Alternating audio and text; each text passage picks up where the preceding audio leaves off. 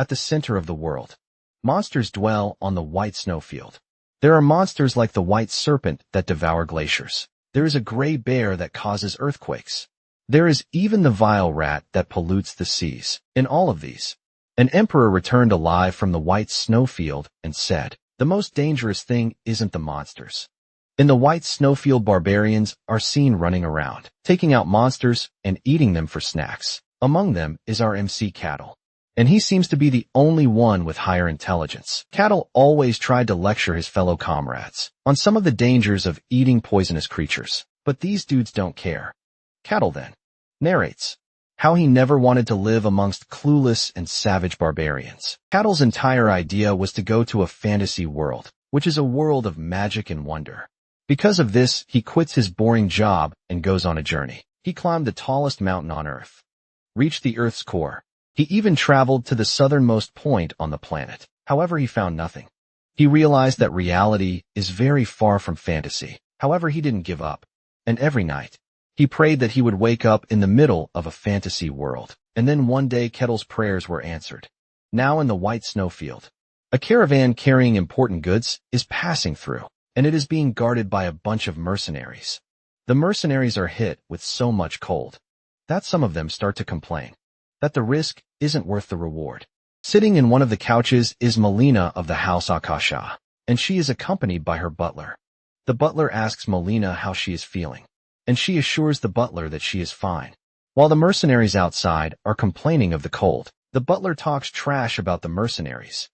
But Melina tells him not to, since they are the only ones willing to risk guarding them through the supposedly dangerous white snowfield. The butler then asks Melina if she knows what resides in the snowfield, and she says monsters. The legends once talked about an emperor who wanted to control the whole world, and he also wanted to conquer the white snowfield. Because of this, he led every strong fighter and soldier he had into the snowfield. A few years after this, his empire comes crashing down since its ruler is nowhere to be found. Later on, the emperor returned, but all of his soldiers were gone. He looked really old, and he spoke from a place of horror. The emperor came out with the popular saying that the most dangerous thing in the snowfield is not the monsters, but the barbarians that reside there. The butler believes that this is nothing but a legend. However, Melina begs to differ, since the emperor's words carried weight, and most of the creatures that he described were later discovered. However, no one has ever claimed to see a barbarian except for the emperor. Suddenly the carriage comes to a halt. The mercenaries spot something in the distance, but it doesn't seem clear to them yet. The captain of the mercenaries tells his soldiers to prepare themselves in anticipation. Just then the unidentified object moves closer to them, and the image of a towering giant man appears right in front of them. His face looked scary, and he finally opened his mouth to talk. It turns out to be RMC, and he reveals that he got tired of the other barbarians, which is why he came for a stroll. Kettle is surprised to have run into outsiders in the snowfield, and he attributes it to luck. Kettle offers his greetings to the mercenaries, and he quickly figures out that they are guarding the caravan. He wants to suggest that they turn back, but he knows that they won't. While he is speaking, the mercenaries are too stunned to speak, as they are trying to process what it is that is standing in front of them. Just then, Cattle asks the captain if their employer is in the caravan. He reveals his wishes to be hired, just like the mercenaries too. The mercenaries immediately raise their arms against Cattle, but then he makes himself clear. He lets them know that he is willing to help them cross the snowfield. The captain is surprised that Kettle, the barbarian, is not hostile toward them, but in fact asking for work. Kettle assures the captain that if he meant to do harm, they would all be dead already. The captain reluctantly asks Melina what she wants to do regarding Kettle's request. Melina wants to know what will happen if they fight Cattle, and the captain lets her know that fighting Cattle seems to be out of their options. After weighing what the captain said, Melina agrees to hire Cattle. The captain then walks over to Cattle to tell him the lady's decision. Cattle is glad to hear this, and he walks toward the caravan. The mercenaries have the intention to stop him, but their bodies won't, because of the overwhelming aura emanating from Cattle. Cattle tells the mercenaries that he only wants to speak with Melina. One of the mercenaries wants to protest against this, but the captain reminds them that Melina already approved of it. In addition to this, the captain is wise enough to know that they don't even have what it takes to stop Cattle. Cattle reaches the caravan and he asks to come in. The butler almost pisses his pants when Melina tells Keatle to enter. Upon entering the caravan, Keatle tells the butler to calm his nerves, because he has no intentions of harming him. Keatle says this while pushing the butler to the caravan walls with his big body. Melina is stunned as she cannot believe that the legendary Barbarian is sitting in front of her. The two offer their greetings, and Cattle mentions how warm it is inside the caravan. He reveals his surprise that the caravan can retain its warmth through the harsh, cold weather in the snowfield. Melina then reveals that this is made possible because of magic. Cattle doesn't look surprised, as he already knows that this might be the reason. Cattle then tells Melina that their chances of passing through the snowfield with mercenaries are quite low. However, he is going to protect them. But he has just one condition.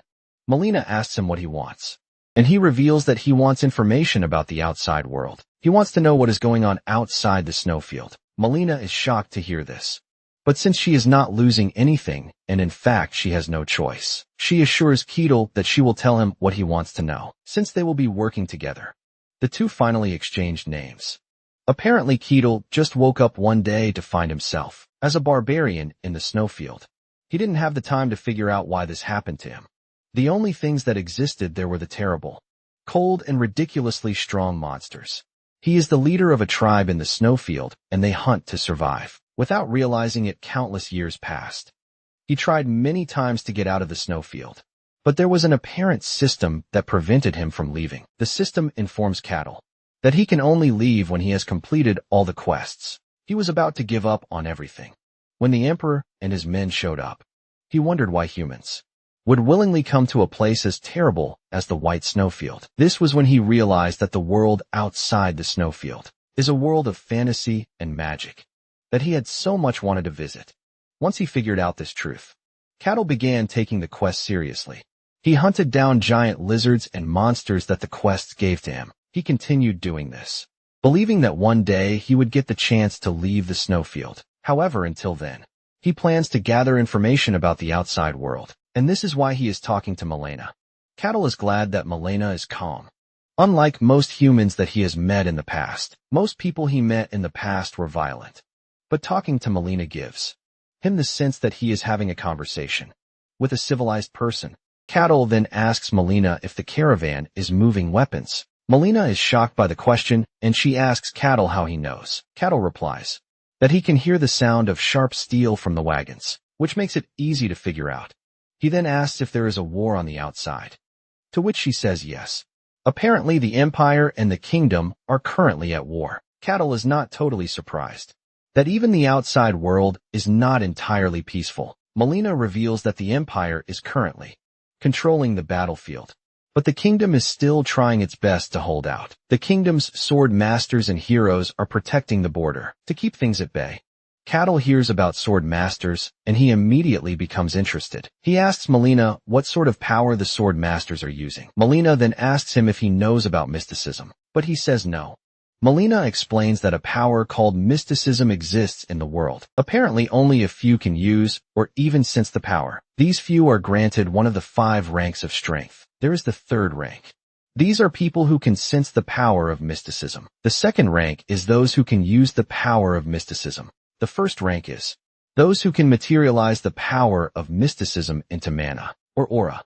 People like knights and wizards usually belong to the 1st rank. However, there are those who have transcended the rankings. These are the people who can dominate mysticism and use it freely. They are capable of doing very powerful things. And this is the rank that the sword master belongs to. And when talking about the heroes, they are far beyond everything else. They are basically an influence on the world itself. Melina considers the heroes beings that are out of this world. After hearing everything that Melina has to say, Cattle wonders how long he has been trapped in the snowfield. At this point, he doesn't really care again. He just wants to get out of the snowfield and reach the outside world, which is the fantasy world that he has been longing for. Melina then asks Cattle if he is a barbarian, to which he says yes. Melina reveals that there is a legend about the barbarians. This shocks Cattle as he never knew that something like this existed. He realized that the Emperor must have been the one who went out to spread such. Cattle then moves past the legend talk, and he talks about the large number of weapons being moved by Melina. He asks Melina if there is a particular reason for them to go through the snowfield. To which Melina replies that her family needs a whole load of money. Kettle asks her why, and she explains that her family has been in the commercial industry for quite a while. However, they are currently in debt because their rivals found a way to sabotage them. The expedition Molina is embarking on is one that would prevent the total collapse of the family. Cattle is impressed by this, and he mentions that they are selling weapons to the kingdom. Molina is shocked, and she asks Cattle how he knows this. Cattle reminds her that she previously mentioned that the Empire is winning the war, which means they don't need a resupply of weapons. Since the supply of weapons is low, the demand would be high in return. The price would be high, and because of the situation, Cattle figures out that the weapons would be of high value for them to even be going through the risky snowfield. Kettle knows that it is quite valuable.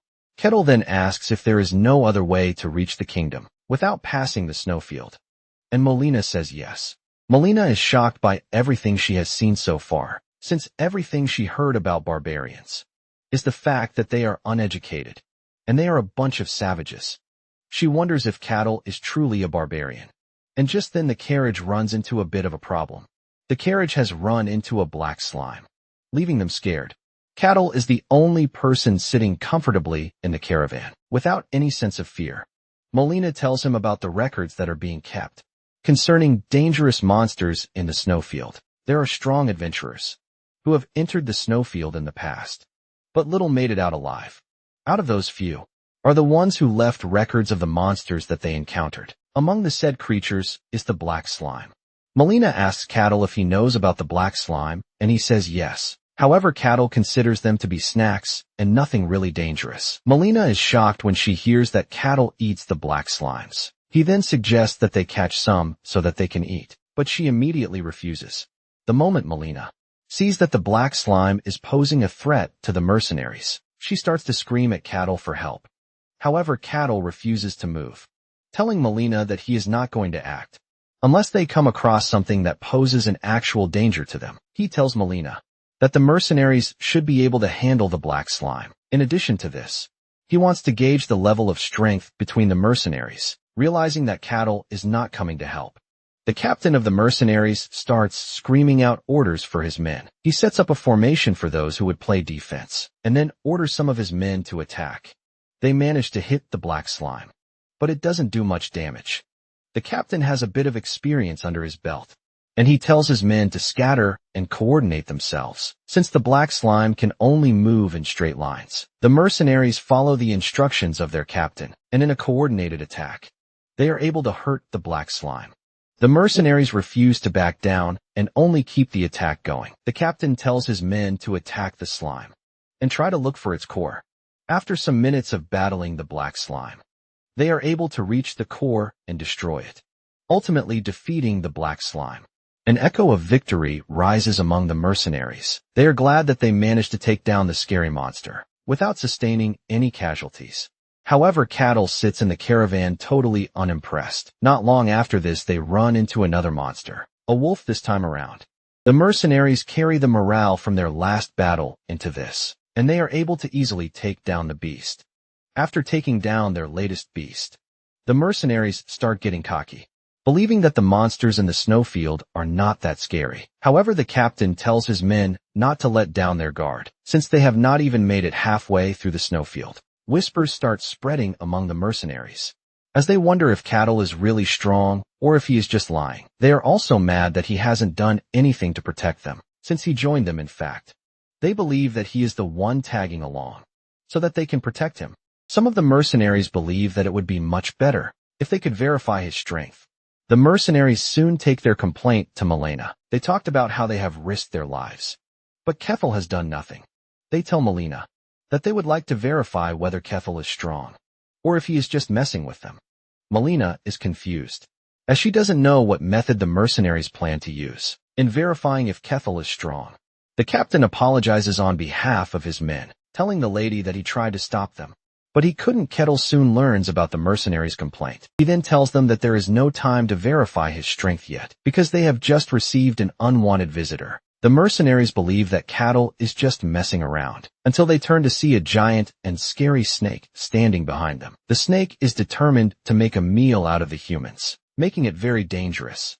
The presence of the snake petrifies the mercenaries. Just then Cattle speaks to the snake, telling the snake to back off, because the humans are under his protection.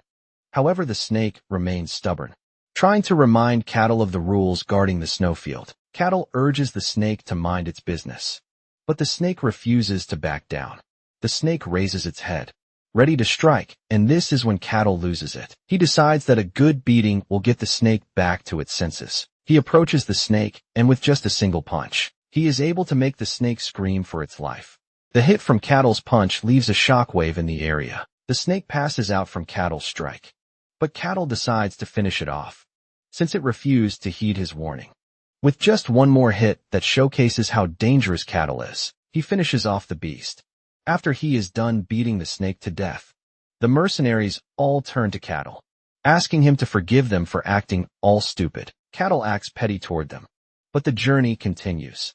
The butler then joins the mercenaries outside, leaving Cattle with Melina. Kettle then asks Melina why someone who seems to be of importance, like her, is the one running such a dangerous errand for her family. Melina reveals that she is the first daughter of her mother, who is her father's mistress. Her mother is a second wife who came for a political marriage, but was used and abandoned. Apparently, Melina and her mother hold no real significance in the family. They are basically nothing, and because of this they are treated like servants. Melina further adds that she volunteered to go on the mission. Melina admits that the mission is quite dangerous, but someone needed to set an example. After hearing Melina's story, Kettle concludes that she is clever. In addition to this, he believes that she is ambitious. Not long after this, they arrive at the end of the snowfield. They all thank Cattle for his assistance. Cattle then asks Melina how they plan to return, and she reveals that they are going to go through the Empire, since they will no longer be carrying weapons.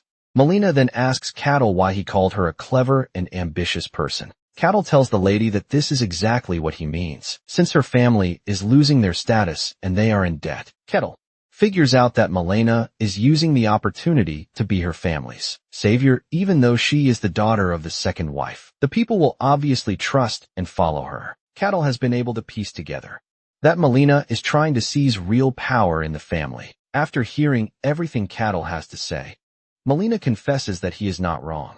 Melina is shocked at how a barbarian like Cattle is so clever. It dawns on Melina that having Cattle by her side would actually mean a lot. Melina then offers Cattle the chance to follow her out of the snowfield, but Cattle declines the offer, telling Melina that he still has some things that he needs to sort out. Melina is disappointed, but she decides to give Cattle her family's crest. She tells him to look for the Akasha family if he ever decides to come outside and show them the treasure. Cattle gladly accepts the gift and hopes that they all meet again someday. Melina and her entourage ride off, and Cattle returns to the snowfield to take on the quests given to him. 5 years later, Cattle finally meets all the conditions set, and he completes the quest. The system informs him that he can finally leave the snowfield. With excitement, Cattle takes his first step out of the snowfield, into the fantasy world that he has always wanted to visit. Cattle steps into the woods, and he takes in all the scents of animals, flowers, trees, and other things made of nature that he didn't have when he was in the snowfield. Cattle takes one last look at the snowfield, and he declares that he is never coming back to it. He is finally in the fantasy world that he dreamed of, which he never thought he would reach. Even though everything went wrong from the start, Cattle doesn't mind. He has made it to the fantasy world, and he is ready to enjoy himself. He is looking forward to seeing swords, magic, dragons, and elves. He looks further into the forest and feels human presence coming. From there, Cattle assumes that he is close to a village, and he excitedly walks in that direction. As he approaches the location, he is stuck between what sort of greeting he should go, with not being able to come to a decision. Cattle decides that he is just going to act like a gentleman. Meanwhile, the presence that Cattle felt was a bunch of elves, finally settling into the environment. An elf elder tells his people to unpack their things and get ready to make the area their home. One of the elves asks the elder if the area is really safe for them, and the elder says yes. He reveals that they are in an extremely remote area that humans rarely come to. This is because the snowfield is close to them, and the elders assure the elves that they have nothing to worry about when it comes to the snowfield. There have not been any reports of anything coming out of the snowfield in thousands of years, so he assures them that they are safe. To be safer, they have set up a barrier around the area. It is a concealment spell that hides the presence of the elves and makes the place look like an ordinary forest. The elder elf reveals that they spent months putting together, while following ancient elven magic, that they managed to recover. He is confident that no outsider will be able to reach them, as long as the barrier holds. However, in a rare case that monsters come attacking, the elder elf is confident that the elf queen will take care of the problem really easily since she is pretty powerful. At the same time, Cattle is walking toward the settlement, and he accidentally cuts through the barrier without even realizing it. He continues walking until he runs into an elf child who wandered away from the settlement. Cattle is immediately blown away just by the sight of an elf. He considers himself a lucky person, since elves are considered to be a rare race. Just then, the elven child also notices the towering image standing above her. Cattle waves his hand to the kid, but she immediately passes out in fear. Cattle picks up the girl and decides to return her to the village. Cattle is confident that the elves will welcome him with open arms, since they are considered to be a peaceful race. Cattle arrives at the village only to receive a hostile welcome. The elves are thrown into disarray as they wonder how Cattle broke through the barrier. Even the elven elder is surprised to see a human, since the entire area is supposed to be forbidden for humans. The elves soon figure out that Cattle has caused a crack in the barrier. The elves start to pee their pants because their queen is not home. She went to scout the area. Cattle tries telling the elves that he is not their enemy, but none of them is ready to hear what he has to say. The elves believe that Cattle and other humans have come to attack them, just like they always do. Cattle finally realizes that the elves see him as a kidnapper. He plans to clear the misunderstanding. And to do this, he returns the elven kid he is carrying in his hand. The child turns back to look at Cattle, and she only sees the same scary image from before. She runs toward her people in tears. Cattle then speaks to the elves, pointing out that he has returned the child, which shows that he is not their enemy. However, this doesn't work, as the elven leader orders the elves to attack Cattle, since the kid has returned to them safely. The elves fire arrows at Cattle, leaving him to wonder if the elves are even trying to listen to what he has to say. As the elves attack, Cattle reveals his disappointment with what he heard. He believes that elves are supposed to be gentle, but he realizes that reality is quite different from fairy tales. He figures out that the elves have gotten aggressive, because only the fittest win the game of survival. All the elven attacks fail to penetrate Cattle's skin, but they keep attacking, believing that he must have a limit. Realizing that the elves are not ready to calm down, Cattle claps his hands, releasing a massive shockwave. The shockwave throws the elves in different directions, and also leaves a deep crater where Cattle is standing. The elf elder is shocked to see this, as he wonders just what sort of monster Cattle is. Cattle realizes that he misjudged his strength, but then he tells the elf leader that he is not an enemy to the elves. Suddenly, a massive fiery arrow hits Cattle from behind. The arrow hits Cattle on the head, engulfing him in fire. The attack came from the elven Queen Marzaria. The queen demands to know what happened, and the elf leader claims that they were attacked by a human. Marcia concludes that the area is also not safe for them. Just when the smoke clears, Marcia and the other elves are left in total shock to see that Keetle is still standing. The elder elf wonders how Keetle is able to take Marcia's direct blow and doesn't die without hearing from Cattle. The queen concludes that Cattle is there to hurt them. She prepares to fire another arrow at Cattle. Cattle wonders why none of the elves are acknowledging what he is trying to tell them, even though they are all speaking the same language. Since the elves are not ready to hear what he has to say, he plans to beat it into them.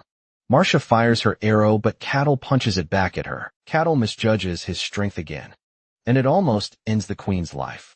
The arrow misses her, but destroys everything behind her. Marcia realizes that the foe she is going up against is pretty strong. She wonders why someone as powerful as Cattle is in the area. She immediately orders the elves to run away from the area. The elves adhere to the queen's instructions, and they all make a run for it.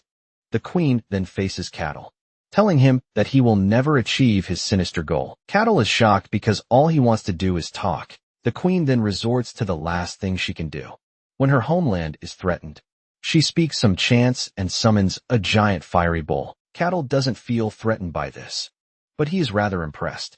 He realizes that the bull, with horns ablaze in flames, standing in front of him, is a spirit, and this is something straight out of fantasy. Marzaria then orders the bull to annihilate Cattle. The bull Figo complains about the summoning, but Marzaria tells it to shut its mouth. Apparently, Fuego is a high-ranking fire spirit that holds flame in its horns. The stronger the spirit, the older and more boastful they get. Marzaria admits that she wouldn't have been able to summon a high-ranking fire spirit like Vigo, but she got help from another tribe, and she barely succeeded in forming the contract. Marzaria then orders Vigo to fulfill his contract. Vigo takes a good look at who he is supposed to annihilate, and he wonders if Cattle is even human. Even though Vigo is doubtful, he still has to fulfill his contract. He decides that he is going to burn Cattle to ashes. He charges toward Cattle, leaving destruction in his wake. Surprisingly, Cattle grabs Vigo's horn with just one hand. Vigo almost breaks apart when this happens. Cattle admits that he is impressed by seeing a spirit, but at the same time, he doesn't mind beating it to death. Cattle hits Vigo with a single punch, throwing him several meters away while also splitting in half. Vigo splitting in half leaves massive destruction where it lands. When this happens, Marcia falls to her knees in despair. She has done everything in her power, but couldn't leave a scratch on Cattle. Kettle walks toward her, and she begs that her people be spared, standing tall and confident. Cattle says what he has been saying since the beginning. He tells Marcia that he is not her enemy, nor is he an enemy of the elves. Marcia is shocked to hear this, and after a bunch of conversation, the elves finally accept the truth. Marcia and the elves apologize to Cattle for judging too quickly. Cattle then assures Marcia that he understands her situation, since she said they were driven to the remote area by humans. He is only sad that the elves didn't hear him out before attacking him. Kettle then reveals that it is his first time seeing an elf, since there are no elves in the White Snowfield. Marcy is shocked when she realizes that Kettle is from the Snowfield, where it is said that humans can't survive. Marcy then reveals her worry.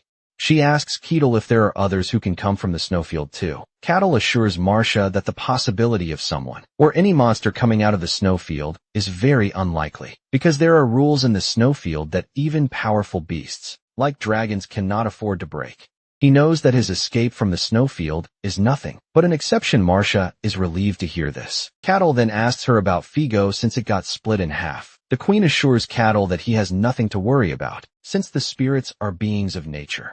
Fego would just return to the spirit realm through reverse summoning, since she was rude to Kettle. She asked him if there is anything that he wants.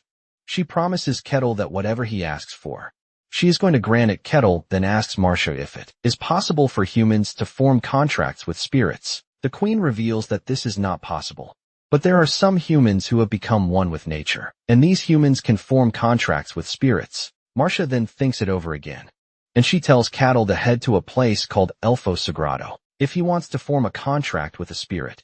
Elfo Sagrado is where the elven divine beings live, and it is considered to be the sacred land of elves. Marcia tells Cattle that what he wants might be possible at Elfo Sagrado. Cattle wonders if a human like him can go to the elven sanctuary. Marcia admits that humans can't get there, but with her permission, Cattle will be able to. Marzaria promises to give Cattle the location of Elfo Sagrado, but urges him to keep it safe, since some vile humans will do anything to reach there. Elves have never revealed the location to other races, but for some reason the queen trusts Cattle with the location. Marzaria conjures what seems to be a GPS tracker for Cattle. She tells him to take it with him, and it will lead him to Elfo Sagrado. However, she lets him know that he will be tested by the elven divine beings. Not that Marcelia is worried about this, because she is very confident that Cattle will pass. Marcelia wishes him luck on his journey, and after exchanging names, Cattle leaves with just a leap. Cattle clears a great distance in the forest. Cattle continues at this incredible speed, and in no time he reaches the border of the Barkon territory, which is in the kingdom of Gehentra. The guards sense that something is approaching, causing them to panic. When Cattle finally emerges from the forest, the guards are left in absolute disbelief. With a calm and happy face, Cattle offers his greetings to the guards. The guards are still stunned, and it soon dawns on them that the dude standing in front of them is a barbarian. He walks toward the guards, but they immediately raise their arms at him. They threaten to attack if he comes any closer. Cattle urges the guards to calm down because he is not their enemy. The guard captain then asks Cattle what he wants from them. Cattle points at the city walls, then lets the guards know that he would like to visit their territory. The guards are left in a state of shock, as they find it difficult to give Cattle an answer. When the captain finally pulls himself together, Kettle is taken into private so that he can be interrogated. The captain asks him how long he plans to stay in the city, and Kettle sincerely tells the captain that he doesn't have an idea. He then asks for his name and identity. Kettle reveals his name, but for identification, he doesn't have. Just then he remembers the piece that Molina gave him 5 years ago. He brings it out and hands it over to the captain. The captain is confused as he doesn't know what the jewelry is. Kettle then explains that it is the Akasha family's crest. He mentions that he received it from a descendant of the Akasha family. When the captain hears this, he realizes that the Akasha family is the merchant family from the kingdom of Danayan. Apparently, the family has started gaining influence in recent times, and this was after the head of the family was replaced. Some years back, Kettle then asks the guard if the crest is enough to confirm his identity. The guard hesitates to answer, and Kettle asks him if the crest is not from the kingdom. The guard explains that the crest is from the Danayan kingdom, but they are currently in the kingdom of Gehentra. The guard tells Kettle that the crest is not a confirmation, but at least it is helpful. He lets Kettle know that he can enter the city, but there is a condition that he needs to meet. Apparently, they need confirmation that Kettle is not dangerous. The captain informs Kettle that he will join a party. There are 3 other people who are trying to enter the territory, and Kettle will form a party with them. Kettle and his party will then clear the dungeon, which is close to the territory. Without hesitation, Kettle accepts the condition. The guard then mentions that Kettle would have to tell them everything that happened while clearing the dungeon.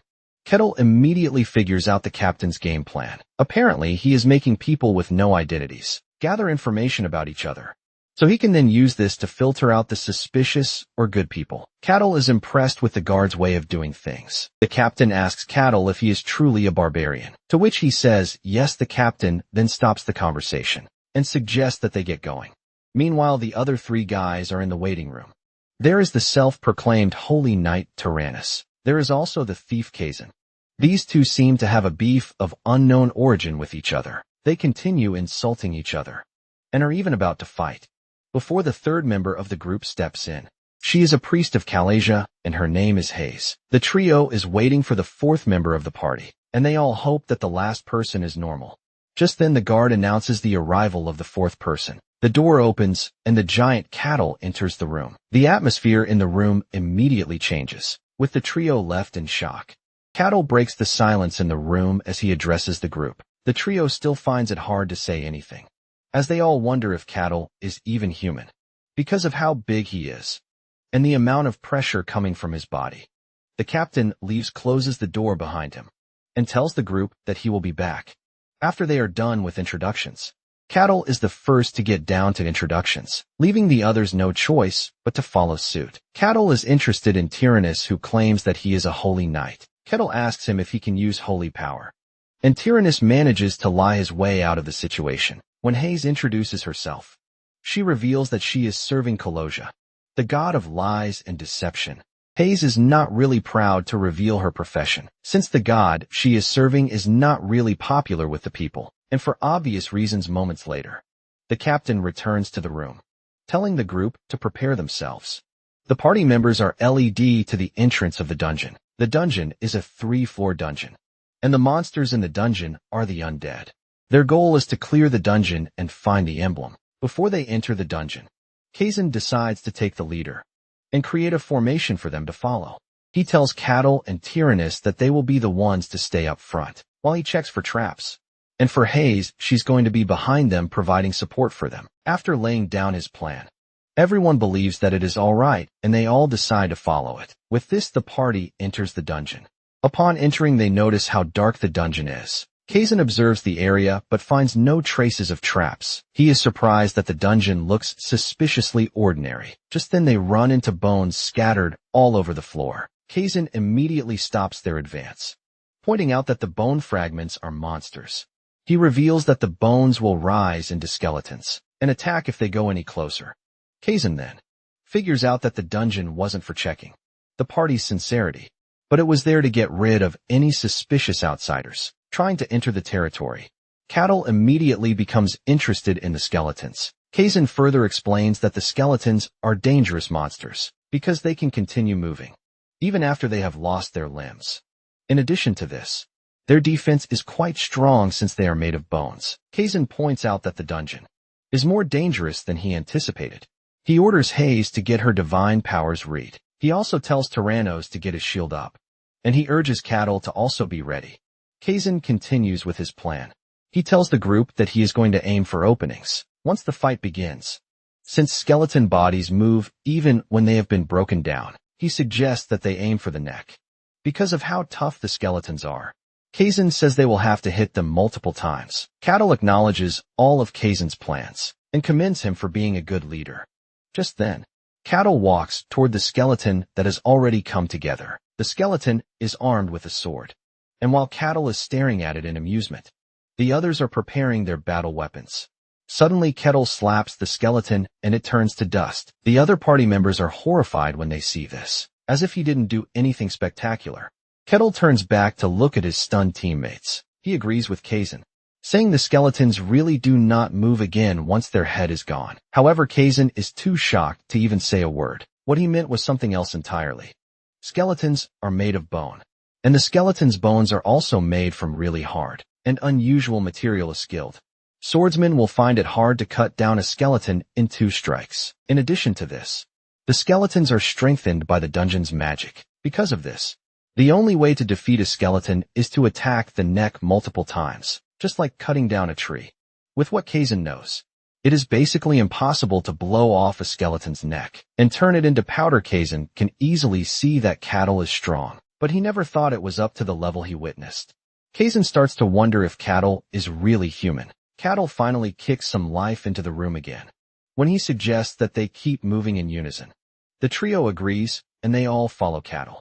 When Kettle notices that they are rushing, he urges them not to rush, and they all obey as if he is their commander. With what they witnessed, they start praying that they don't die at Kettle's hands. Shortly afterward, they run into skeletons again. Kazan and the others are preparing to strike. When Kettle asks them for a favor, he tells them to hold off while he deals with the skeletons himself, because there is something he needs to check. Without argument, the trio agrees to Kethel's proposal. Kethel thanks them and then walks toward the skeleton. While his party members wonder what is going on in his head, Kethel stares at the skeleton in amusement, wondering what sort of structure it possesses. The skeleton swings its sword at Cattle, but he catches the tip and breaks it off. Cattle then waits for the skeleton's next course of action. The skeleton still swings at Cattle with its broken sword, and this time Kettle grabs the skeleton's right limb. Kettle breaks off the limb and crushes it. He then waits to see what the skeleton wants to do again. Once the skeleton realizes that it is missing its right limb, it switches the sword to its left limb. Cattle is impressed by this, and as the skeleton rushes toward him, Cattle grabs the left limb and crushes it too. The skeleton is now without its 4 limbs, but it still tries to take a swing at Cattle. Cattle crushes everything to the base, as he figures out that the skeleton possesses intelligence. Meanwhile, his teammates are sweating really hard, as they can't believe that Cattle is toying around with a monster that they consider to be very dangerous. The trio agrees in unison that the dude standing in front of them is truly a barbarian. After he is done playing with the skeleton, Cattle apologizes to his teammates for the hold-up, but they all tell him that he is free to do whatever it is that he wants to do. Cattle suggests that they keep moving forward, and they all comply with no argument. In no time, they reach the 2nd floor. Kazan suggests that they take a rest, and after thinking about it, Cattle agrees. Kazan and the other 2 are glad that he agreed to this, and they immediately sit down to catch their breath. Cattle then tells the trio that he has some questions about the dungeon. He apologizes for his lack of knowledge when it comes to the dungeons, but Hayes cuts in, assuring Cattle that his quest to know more is a good thing. Hayes asks him what he is curious about, and he mentions the fact that the dungeon is so close to the human territory. He wants to know if monsters don't attack people. Hayes replies that the dungeon monsters do not come outside to attack people. However, there are sometimes exceptions, but in these cases, they are checked and taken care of before they get out of hand. Kazan then adds that dungeons occur naturally. Sometimes they occur in the form of a cave, while others appear in the form of towers. They also appear close to where there is a large settlement of people. Whenever the dungeon appears, the territory in charge checks the danger levels, and then people like Cattle, who are outsiders or mercenaries, enter to clear the dungeon. Kettle then asks if the dungeons appear inside settlements, but they say no, it only appears outside of the territories. He also asks if there is a reward for clearing the dungeons, and they say yes. There is usually a boss on the last floor that, if defeated, gives loads of rewards. After hearing all of this, Kettle compares it to a game.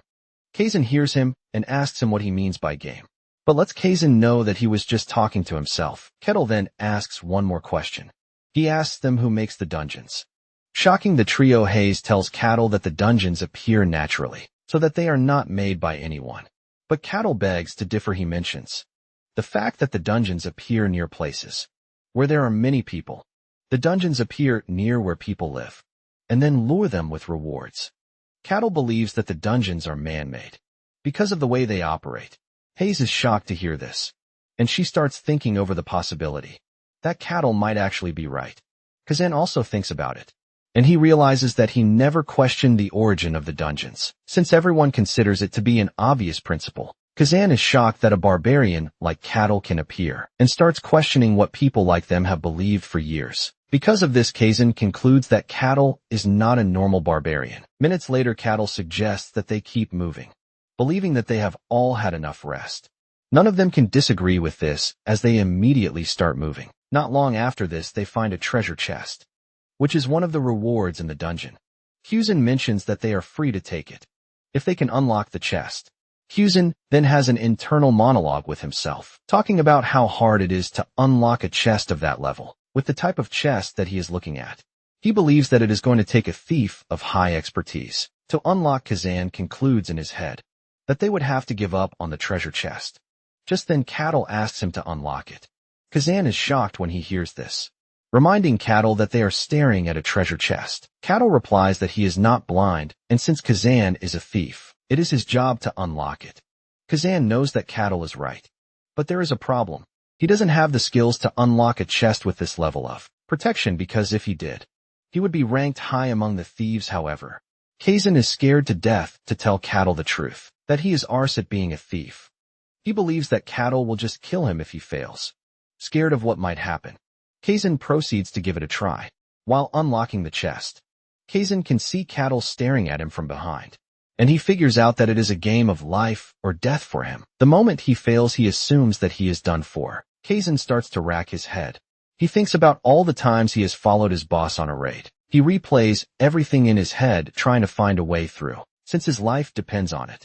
Kazan puts his all into trying to unlock the chest. After some minutes of working on the chest, Kazan finally unlocks it, and he couldn't be happier or relieved. Every member of the party is impressed with Hayes, talking about how only skilled thieves unlock the treasure chests. She is glad that she got to see it in person.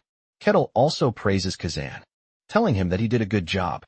To Kazan, he is in shock, because he should not have been able to unlock the chest. But it turns out that he was always able to do it, since his survival depended on it. Kazan then realizes that he has not been maxing out his potential. All this time, Kettle then asks his party members how much they think the value of the chest is. Hayes reveals that the contents of the chest are enough to feed a family for at least a month while living luxuriously. Kettle then tells Kazan to arrange the valuables, to which he quickly responds. While gathering the loot, Kazan's instinct as a thief wants to kick in, but hearing Kettle's voice brings him back to reality. Shortly afterward, they run into a bunch of skeletons. Since there are 4 skeletons, Kettle tells his teammates that he is going to handle 3 of the skeletons, while leaving 1 to them. The trio accepts the task, and it dawns on them that they are about to get into a real fight. Kazan watches as the skeletons assemble themselves, and it creeps him out. The skeletons come charging at them, and the party members prepare to engage. They take on one of the skeletons, while Kettle holds down the other 3, so that they won't interfere in the fight. He watches as the trio fight the last skeleton. The trio uses coordinated attacks against the skeleton, trying to take it down while they are fighting the one skeleton. Kettle has casually crushed the other 3 without even realizing it. However, he is glad that he is witnessing how a proper party should move. He stands back to enjoy the fight between the skeleton and his party members. The trio soon realizes that Kettle is testing them. It dawns on them that showing any sign of weakness means that they get to die. The fear of death pushes the trio to their limit, and after several attempts, they finally take down the skeleton. Judging from the fight he just watched, Kettle realizes that the mercenaries who came through the snowfield 5 years ago are pretty decent fighters. The trio advances into the dungeon and soon gets to the 3rd floor. where the skeleton monsters increase. However, the party had no issue going through, since they had cattle leading the charge. Finally, they reach the deepest chambers of the dungeon, where the final boss resides. They are met with a skeleton knight, and this shocks the party members. Fear grips them because a skeleton knight is a high-level boss, and shouldn't be in such a dungeon. Cattle asks if the skeleton knight is stronger than the ones they have fought, and they tell him yes. Hayes knows that only a warrior at a knight's level can stand a chance against a skeleton knight. She believes that they have no chance against the monster, and Cattle asks them what will happen if they turn back without clearing the dungeon. They reply that the territory usually conducts an investigation, and once they find out that their reason is valid, they come to do the cleanup. Cattle hears this and smiles. He immediately walks toward the skeleton knight, as it already has his interest piqued. Cattle is impressed with the fact that the skeleton can maintain its form without breaking apart. Like the others, the knight takes its pose and swings its sword, releasing a massive shockwave. Hayes senses the danger and immediately puts up a barrier to protect her teammates. Even with the shield that Hayes put up, the party still feels the effect of the skeleton's attack. This exhausts the party members, causing them to fall to the ground. Tyrannus is shocked that the knight only hit them once, and it caused that much damage. Just then the skeleton knights charge at them, with clear intentions of wiping them out. However, Kettle stands there unfazed, and just as the knight reaches him, he lands a single punch that immediately crushes the skeleton knight. Kazan and the others are left in shock. Even when Kettle asks them if they have cleared the dungeon, they are too stunned to speak. They find another treasure chest, and Kettle asks Kazan if he can open it. Kazan comes clean, telling Cattle that the treasure chest is protected with a high-level lock, and he can't disarm it with his skills. Kazan suggests that they ignore the treasure chest, but he hasn't finished his statement when Cattle crushes the chest with his fist. Once again, the party members are left in disbelief. Cattle then tells Kazan to clean up the treasures. Kazan walks toward the treasure chest, while wondering how Cattle is able to break it open. It is something he has never heard of in the past, but he wonders why Cattle told him to unlock it, when he could easily break it. After gathering the treasures, the party exits the dungeon. The moment they step out, the dungeon disappears, and Kazan explains that dungeons usually disappear once it is cleared. The dungeon only remains if there is a secret room, but since the dungeon they cleared disappeared, there seems to be no secret rooms. Cattle hears about the secret room and adds it to his list of interesting things. They return to the guard post, where the captain is shocked that the team has already cleared the dungeon. He then takes each member of the team into a waiting room to interview them one after the other. He asks Hayes if Cattle can stay in the territory, and she says yes since she didn't notice any problem with him. The captain, on the other hand, is not really concerned about the clearing of the dungeon, but about being able to screen out dangerous individuals. Tyrannus and Kazan also tell the captain the same thing about Cattle. When Cattle is asked about his party members, he praises them, talking about how they each contributed to the success of the mission. The captain is shocked at this, because random party members who have entered the dungeon in the past don't end up praising each other. After looking at all the information, the captain tells them that they are free to enter the territory. He hands them each a permit, telling them that they will be expelled if they ever cause trouble. In addition to this, they are given a reward for clearing the dungeon. He urges them to divide the reward among themselves. Cattle thanks the captain for the reward, and he turns to his party members, telling them that they are going to divide the reward equally. Hayes and the other two nervously tell Cattle that they are fine with not receiving anything, but Cattle insists since they all cleared the dungeon together. Realizing that Kettle is not going to back down, the trio accepts after sharing the reward. Kettle suggests that they find a tavern where they can have fun. Kazan and the other two have no choice but to accept, but deep down they just want to run away from this monster of a man. As the party members walk away, the captain of the guard thinks over what the party members told him. He admits that Cattle is really strong, since he was able to one-shot a skeleton knight. With what he can see, he figures out that Cattle is at least on a knight's level of strength, and he is also not the typical barbarian. He considers Cattle to be an anomaly among the barbarians, and even humans. The captain realizes that things might be more serious than he thinks, and he decides to go report to the lord of the territory. The captain arrives at the lord's castle, where he meets the ruler in charge of the territory, Luke. The captain goes straight to the point, telling Luke that a barbarian has entered their territory. Luke asks the captain if he was the one who gave the barbarian permission to enter, and he says yes. He assumed that cattle was not going to be a problem, but after learning how strong he is, the captain believes that cattle might actually be a problem. Luke asks the captain how strong cattle is perceived to be, and he reveals that cattle took down a skeleton knight with just one hit. Even Luke is surprised when he hears this, since he knows how strong skeleton knights can be. Looking at all the factors, Luke categorizes cattle as a first-rate warrior, and the captain agrees with this. The captain adds that there is the possibility of cattle being stronger than a first-rate warrior. After a quick thought over it, Luke tells the captain to summon cattle. The captain is shocked, and he asks Luke if he is going to be fine being around the barbarian. Luke tells the captain that having cattle roam their territory alone poses a big risk. Luke wants to physically assess the situation himself. When the captain points out how dangerous it is to have cattle in the same room, Luke reminds the captain that he has his own knight to protect him. Standing behind him is his fierce knight.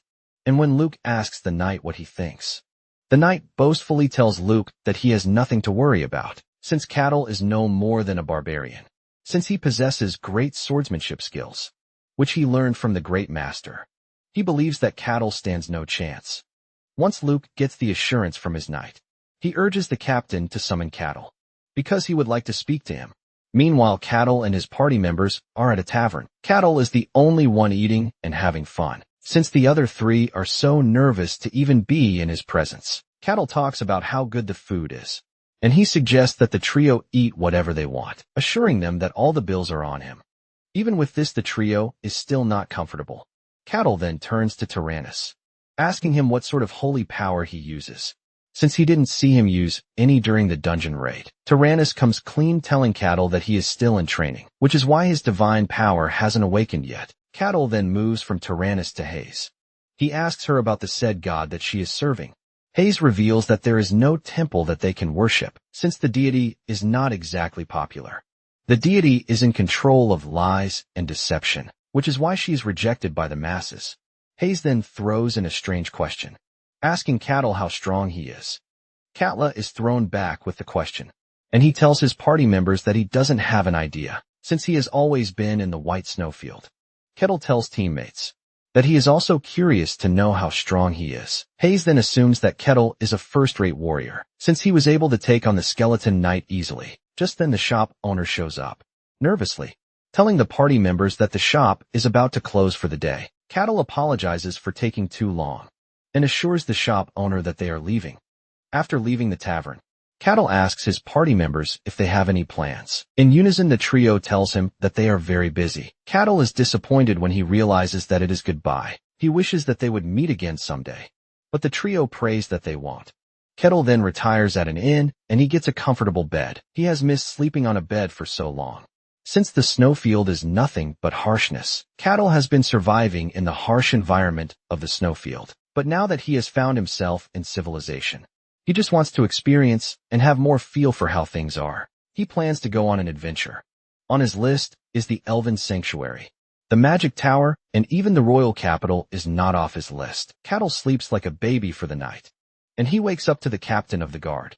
Knocking on his door, he walks up to the captain, asking him if there is any problem. The captain coughs to pull his confidence together, and he then reveals that Cattle has been summoned by the lord of the territory. Cattle is shocked to hear this, and he considers it an honor. He immediately agrees to meet the lord. He tells the captain that he is just going to get his clothes so that they can leave, but the guard is utterly stunned. He didn't think it would be that easy to get Kettle to follow him, and he started to wonder if he had come to the wrong place. Kettle walks through the streets in amazement, since this is the first time he will get to see the territory. During the day, minutes later, they arrive at the castle, where the lord of the territory is already waiting for them. Luke welcomes Cattle and stretches his hand to shake Cattle's. Surprisingly, Cattle takes his hand and also bows to him in respect. Luke cannot believe that a barbarian bowed his head. Barbarians are known to never bow their heads, because strength is everything to them. Luke tries to hide his shock, and he tells Cattle to take his seat. Cattle sits down, and he looks around at how beautiful everything is just. Then he notices Luke's guard and how serious the dude is. Cattle has always loved knights since he was a kid, but staring at the knight, He realizes that he is emitting serious killing intent. Luke calls Cattle's attention back to reality when he tells him that there is a reason why he called him. Luke informs Cattle that there are things he wants to confirm about him. Cattle urges Luke to ask him anything he feels like. Luke asks Kettle where he came from, and Kettle replies that he came from the coldest place in the entire world, which is the white snowfield. Hearing this, Luke confirms that Cattle is truly a barbarian. Cattle adds that the snowfield is a very dangerous place. Luke then asks Cattle how strong he is. Luke wants to know how threatening Cattle's power is. Cattle then tells Luke that he can't answer the question, since he doesn't know the power rankings on the outside. Since his power cannot be ascertained, Luke suggests that Cattle spar his knight. Luke promises that Cattle will be rewarded if he agrees. Luke further adds that it is not going to be a life or death match, and Cattle agrees to the proposition. He is excited that he wants to have a sparring session with a knight, and this is not just any knight, but a knight in the fantasy world. Cattle cannot pass up the chance to witness what a knight can do firsthand after Cattle agrees to the deal. Luke realizes that Cattle is just like the other barbarians, who will not shy away from a fight. Cattle and the knight then proceed to the arena where the match is going to take place. Once everything is in place, Luke tells the two to get down to the match. The knight boastfully tells Cattle that he should consider himself a lucky person, since he wants to witness his greatness. The knight soon realizes that Cattle is relaxed, and he is even smiling. This pisses him off, and he charges toward Cattle, promising to show him the difference in their skill level. He unleashes a sword skill that leaves Cattle ultimately surprised. Cattle tries to figure out the type of sword skill that the knight is using, but can't seem to. He initially thinks the three swords aiming for him are illusions, but he soon gets rid of that assumption. Even with how potent the skill is, Cattle easily dodges the knight, considers this an impressive feat, but he still has more in his arsenal to unleash before he can make any more moves. Kettle easily grabs his sword and breaks it. The knight is still trying to figure out what amazing power he just witnessed. When he is grabbed by Kettle punches him in the chest, shattering his armor and throwing him into the wall. With just a strike, Kettle knocks Luke's best knight out of commission, leaving Luke himself stunned. Luke is left to wonder just how strong Kettle can be. Kettle turns to look at him, and he asks if the duel is over, to which he says yes. Luke concludes that Kettle's power is easily at a superhuman level, since he was able to easily take down a high-level knight. However, he is left to wonder just how strong Kettle is, since he wasn't even trying. Without a doubt, he knows Kettle has what it takes to tip the balance of the world. Realizing how dire the situation is, Luke believes that it is time to inform one of the very people that he knows, who has gained the title of Swords Master. Speaking of the devil, the said Swords Master shows up in Luke's chambers. The Sword Master is a respectable and feared old man named Cain. Cain takes an interest in what Luke has to say, and he demands further explanation. Luke stands up to greet the Swords Master out of respect, and he humbly welcomes him, even though he invited him on such notice. Luke then takes Cain to the room, where the defeated knight is recovering. The knight apologizes to Luke for messing up, but Cain enters the room telling the knight not to apologize, as he is to be blamed for everything. He believes that he didn't teach his disciple too well, which is why he lost to an unknown barbarian. Luke takes a better look at the knight, and realizes that he didn't sustain any wounds on his chest, even though his armor was completely shattered. Luke then realizes that Kettle must have shown restraint, so as not to kill the knight. Cain also assesses the situation, and he reveals that Kettle is not just a mindless barbarian. He believes that Kettle has control over his strength, and he is even precise with it. Cain informs Luke that Kettle has surpassed the level of a knight, and he is easily at a superhuman level. Luke then asks Cain how he perceives Kettle. Cain admits that Kettle might be super strong, but he is confident that there is no way Kettle can reach him, since he is a swords master. Cain further looks at the knight's injuries, and realizes that Kettle can't use aura, but he is able to wield such crazy power. He considers this an impossible method with ordinary means, and he assumes that it is the way of the barbarians. Luke then tells Cain that Kettle came from the snowfield. Hearing this, Cain thinks Kettle is a heteromorph, but he soon trashes the thought. Cain says Kettle wouldn't have shown consideration for humans if he were a heteromorph, however. He wonders why a barbarian emerged from the snowfield, and he also questions the timing of everything. Luke realizes that Cain is worried, and he asks him if there is anything wrong. Obviously, there is something wrong. But Cain tells Luke that he will hear of it later. Cain assures Luke that it is not something he needs to worry about. In the meantime, he then asks Luke if cattle is still in the territory, and he says yes. Cain then decides to take it upon himself to confirm how strong cattle is. Cattle is also given the promised reward for the duel. Luke also tells cattle that he is free to do as he wishes. In the territory, cattle reveals that he doesn't have a plan laid out yet, but he would like to have an identity. He knows that entering dungeons and other territories can be an issue if he doesn't have an official identity. The captain of the guard then lets him know that cattle can get someone of high status to vouch for his identity. The other way he can get around this is to become a mercenary. Once he builds up his achievements as a mercenary, he will be recognized by the guild, and his identity will be acknowledged. The captain then reveals that cattle will be treated as a mere errand boy, unless he raises his level as a mercenary. The captain assumes that cattle will go with the method of getting a sponsor to vouch for his identity. But cattle shocks him when he picks the option to be a mercenary. Since mercenaries fight monsters and take on other dangerous jobs, cattle is highly interested. He asks the captain where he can go to become a mercenary, and he points him to the mercenary guild. Mercenaries might sound cool on the outside, but they are basically the lowest on the status level. They often die in dangerous dungeons, and they are even subjected to dirty jobs. Because of this, the bottom tier of the mercenary society is always filthy and messy. At the mercenary guild hall, two mercenaries are seen fighting each other, while their counterparts are watching. No one tries to separate them, and they are even betting on who is going to win in the end. The attendant Rosa is also complaining about how they have been receiving trash recruits. Among the said recruits are Tyrannus and Hayes. Rosa wishes that a handsome knight would just appear out of nowhere to come and register. Rosa's prayers are answered, but instead of a royal princess, Cattle is the one who entered the guild.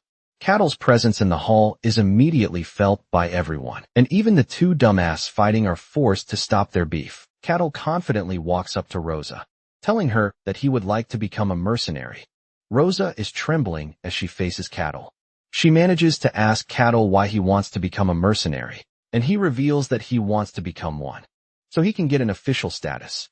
Rosa lets him know that he is going to need loads of achievements to move up, and Cattle assures the assistant that he is fine with that. Rosa asks for his age and name. Cattle only gives his name since he has no idea how old he is. Rosa fills in the details, and she decides to go with an approximate age for Kettle after this. Rosa presents Kettle with his mercenary badge, telling him not to lose it without wasting time. Kettle immediately asks to see the requests available, since he would like to start immediately. Kettle is shocked when Rosa brings out a list of F-rank requests for him. They are low requests like gathering of herbs, basement cleaning, night patrol, and a few. Rosa explains to him that he needs to take on F-rank requests and work his way up. Rosa is trembling while saying this as she expects Cattle to lash out. But to her surprise, Cattle just picks one of the tasks. He tells Rosa that he would like to pick the herb gathering task. Kettle asks Rosa where he is going to get the herb, and she lets him know that he will have to go outside the village. She shows Kettle an image of the herb he is expected to gather. Kettle collects the image and excitedly heads out to complete his task. Rosa is shocked at how chill Kettle is. Kettle arrives at the location where he is going to find the herbs. He realizes that they are herbs for treating injuries, without grumbling or complaints. Kettle happily gathers the herbs. He soon returns to the guild an hour later with a bag full of herbs. Rosa is stunned when she sees this. Since Cattle managed to get even more than required, she assumes that Cattle has been sent to destroy the herb field, but her perception of Cattle changes when she realizes that Cattle actually picked the herbs the right way. Cattle didn't pull the herbs from the roots, just like other mercenaries would do. Rosa thanks Cattle for his hard work, and then gives him a silver coin as payment for his work. Cattle stares at the silver coin, which is not enough to buy a decent meal, but instead of getting mad, he is actually happy because this is his first hard-earned money. Cattle smiles, and it is written all over his face that he is pleased. Cattle tells Rosa that he is satisfied, and he asks to take on another task. Rosa is shocked that Cattle is happy with the reward he got, which is the least thing that she expected, since the day is still young. Cattle wants to complete as many tasks as he can. Rosa had believed that Cattle was normal, but with this she starts crying. That Cattle is just like other weird mercenaries that she has been recruiting. Cattle continues taking on menial tasks, clearing the lists bit by bit. She visits a woman to help clean her warehouse. The woman is shocked by Cattle's arrival, but Cattle ignores her fear and gets down to business. After helping the woman, he jumps on the next task, which is street sweeping without hesitation. He picked up a broom and started sweeping. Meanwhile, he is being watched by Kane, who wonders why Cattle is doing menial jobs. He knows Cattle is pretty strong, and just by revealing his power, he can make a good living for himself. He can even change the power scaling of a kingdom. But he's doing menial tasks instead. Kane is even more surprised, because Cattle is doing the job with passion. After the day's job, Cattle receives his pay, which is 15 silver coins. Cattle happily accepts the reward, assuring Rosa that he will be back the next day to complete more tasks. The following day, Cattle notices that everyone has their eyes on him. Even kids cry just by looking at Cattle. Kettle then heads to the library. He enters, and as usual, the receptionist is stunned. He asks to read, and the attendant provides him with books that will interest him. Kane is tailing him, but he is being careful not to get noticed by Cattle. He hides behind a shelf to figure out what Cattle is doing, and he wonders why a barbarian known to be crude and savage is reading books. Cattle picks up some history books, where he finds out that the Empire won the battle 5 years ago. Since then, the Empire has become dominant and has taken over the kingdom of Barbarian as a vassal state. There are still some kingdoms to be conquered, but the Empire seems to be moving at a great pace to take over the world. After he is done looking into history, he decides to learn more about the fantasies of that world. The world possesses the dwarven tunnels, which are overflowing with expensive ones. There is also Pizarapia, the fairy village. Lagameria is the sky city, home to the celestials. He also learns in the book that Elfo Sacrado belongs to the elves, but no one has been able to find it. It is just as Marcia told him. But now he possesses the ability to go if he wants to. Just then, he realizes that there are other places like the White Snowfield. These are the demonic realms, and they don't entertain human presence. These realms are filled with very scary creatures, but 5 of these realms are the vast ones. One of them is the silent forest that dyes everything in stillness. There is the abyss that drags the world into evil. There is also the deep sea. But this place is strange enough for primates to still breathe. And there is the bottomless hole where nothing exists. Then there is the White Snowfield. Beings living in the demonic realms are regarded as the others. They are very strange and powerful, but humans are lucky that they can't cross over. Cattle is surprised to learn about this. He knows the White Snowfield on itself is very large, and to think there are other places like it blows his mind. After gathering all the info that he can, Cattle stands up to leave. He thanks the receptionist, who deep down is just glad that Cattle is finally leaving. Cattle heads back to the guild to ask Rosa if there are any assignments for the day.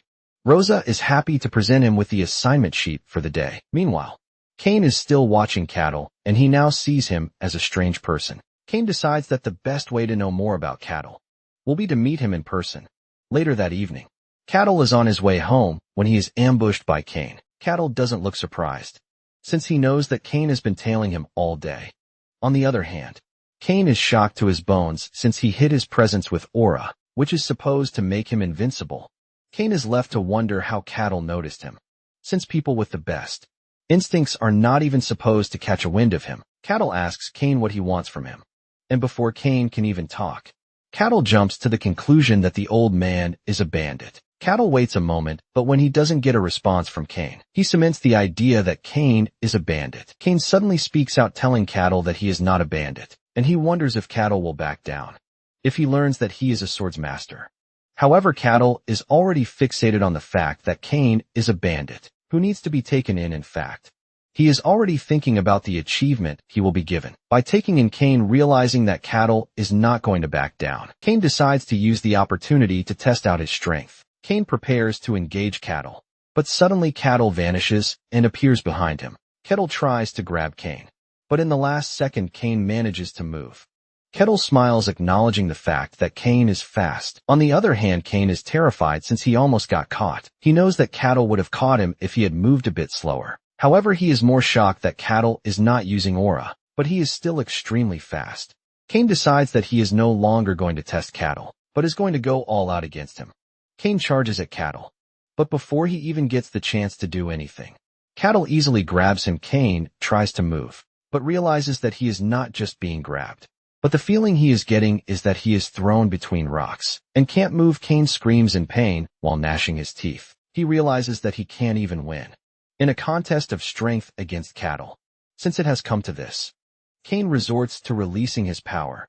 This sudden burst of force is enough for him to break free. Kettle still doesn't feel threatened, but only smiles at the amazing technique that Kane used. He teases Kane, comparing him to a bandit, and how they have somehow developed several techniques. Kane cannot believe that Cattle is comparing his manifestation of mana to that of a bandit. Kane wonders how Cattle is still standing, since he just hit him with a massive force of mana that is enough to break through solid steel. Kane is blown away by the fact that there is no single scratch on Cattle. At this point, Kane is worried, since he has never seen anyone defend a mana attack with just their bare body. Cattle, on the other hand, decides that it is time to finish their little play. Kane also prepares to draw his sword, but before he can, Cattle reaches him and pushes back the sword with just a finger. This finally does it for Kane, as he cannot believe that Cattle is stopping him from using his sword with just a finger. Kane is trying with his whole strength to pull the sword, but Cattle is not even trying. Kane finally gives in, and Cattle just grabs him like he is some baby. Cattle is disappointed in how weak bandits are, not knowing that he just took down someone who is a swords master. Well guys, that's the end of the video. If you like this video, comment part 2 in the comment section. Also subscribe to the channel, hit the bell, and like the video. Thank you for watching, and see you next time again. Moments later, Keatle arrives at the security post carrying Kane with him. The captain of the guards is shocked to see the Grandmaster being held like he is a baby. A lot is going through his head, as he cannot ascertain if Keatle attacked the swords master. He is totally blown away when Keatle addresses Kane as a thief that he caught. Cattle tells the captain that he is there to hand Kane over, so he can increase his mercenary achievements. It starts to dawn on the captain what is currently happening. He realizes that the swords master, who was at the top of the food chain, got himself captured by a barbarian. To make it even worse, Cattle captured him in the worst possible way. The captain finally pulls himself together, and he tells Cattle that the person he is holding is not a thief. Cattle still looks confused when the captain says this. He gets more confused when the captain bows his head to Kane, revealing that he is the only swords master in the kingdom of Gehentra. Cattle still doesn't figure things out, as he believes that swords master is a title given to a thief. Cattle starts arguing with the captain, telling him that the person he is holding cannot be a swords master, since he attacked him to take his money. Meanwhile, Kane just remains silent, as he is too embarrassed to even say anything. The captain and Cattle continue arguing on whether the person Cattle is holding is a wizard, using a spell to disguise himself. After a back and forth, Cattle finally realizes that Kane is truly a swords master. The captain then leaves to report the situation to Luke. Luke is ultimately shocked when he learns that Kane lost to Cattle. Cattle and Kane are now sitting in a room, while trying to avoid eye contact, because of their embarrassing moment together. Luke enters the room to find such an awkward sight. Luke expected Kane to take on Cattle, but he never thought he would lose. Luke comes to the bitter realization that Cattle is stronger than the swords master. Luke tries to find comfort in the fact that Kane recently became a swords master. He believes that Kane's rank is low among other superhumans, which is why he easily lost to Cattle. However, he is still baffled by the fact that Cattle could take on someone who is at the pinnacle of swordsmanship. Luke realizes that the two need some space to discuss, and he excuses himself from the room. Kane thinks about the whole thing, and realizes how embarrassing it is for him. His pride is shattered, but there is no way he can even try to fix it. Kane finally breaks the silence in the room when he introduces himself. He mentions that he is a swords master, and Cattle asks if swords master is his surname. He explains that anyone who reaches the title of being a swords master automatically loses their surname, because it doesn't hold meaning again. Cattle then asks him if the technique he used is particular to swords masters. Kane realizes what Cattle is talking about, and he tells him that he is wrong. What Cattle saw Kane use was the manifestation of mysticism, which is also called aura. This immediately piques Cattle's interest, and he wants to learn more. He asks Kane how he can use aura, just like he said. Kane then explains that Cattle would have to control aura and manifest it if he is to use it.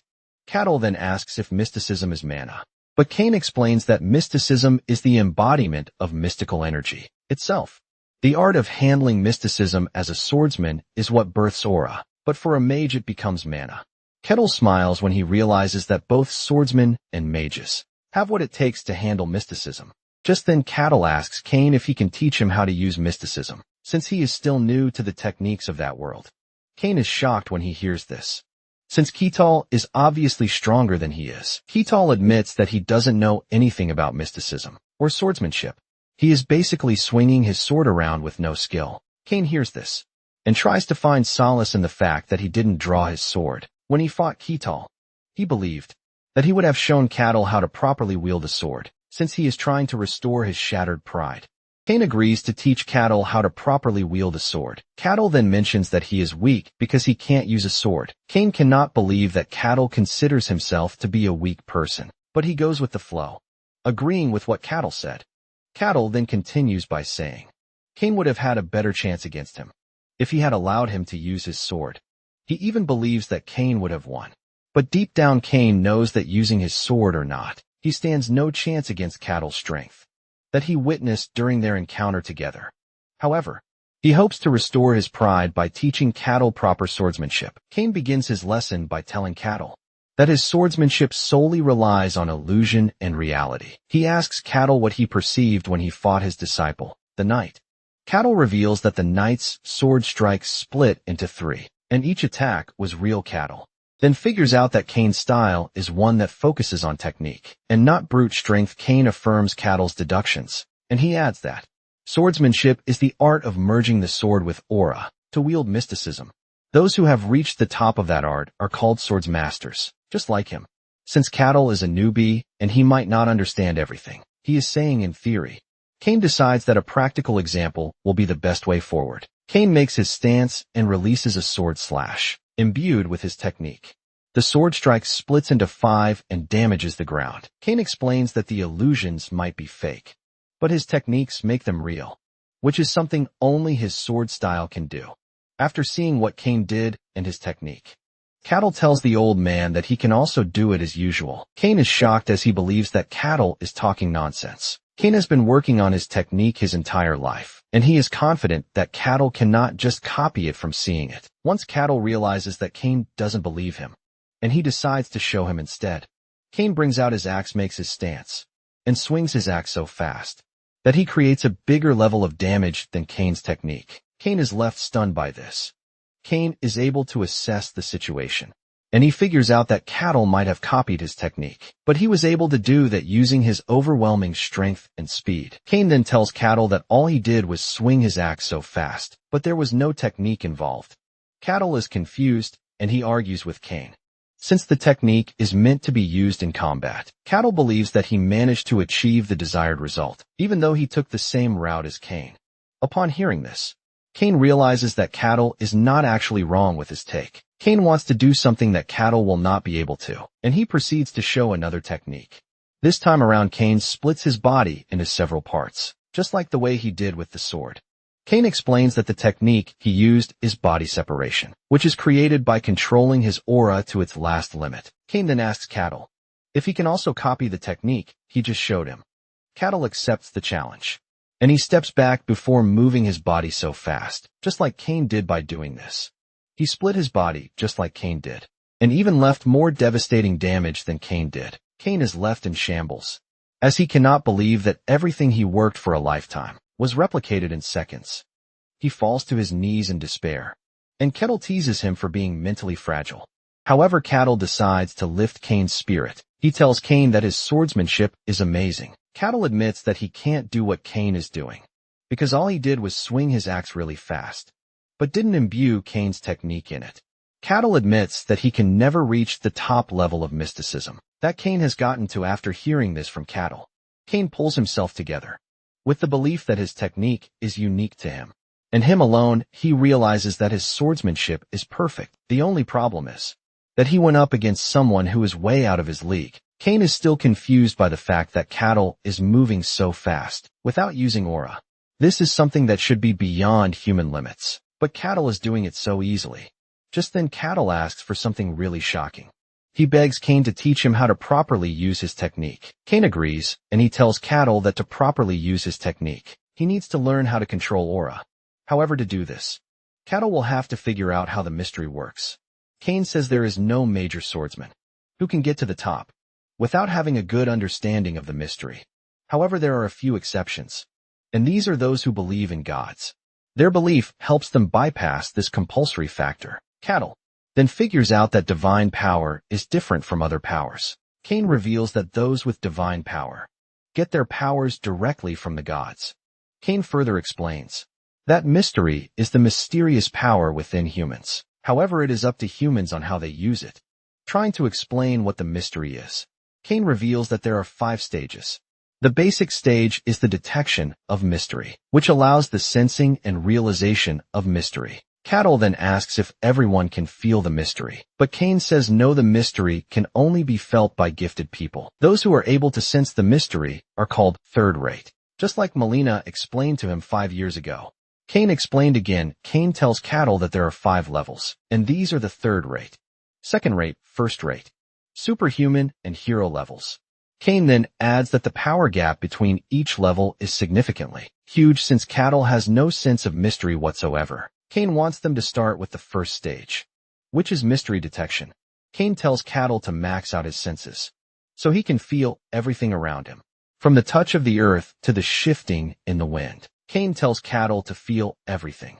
Cattle sits down to meditate and follow all of Cain's instructions, but after a few minutes Cattle comes clean, telling Cain that he doesn't feel anything.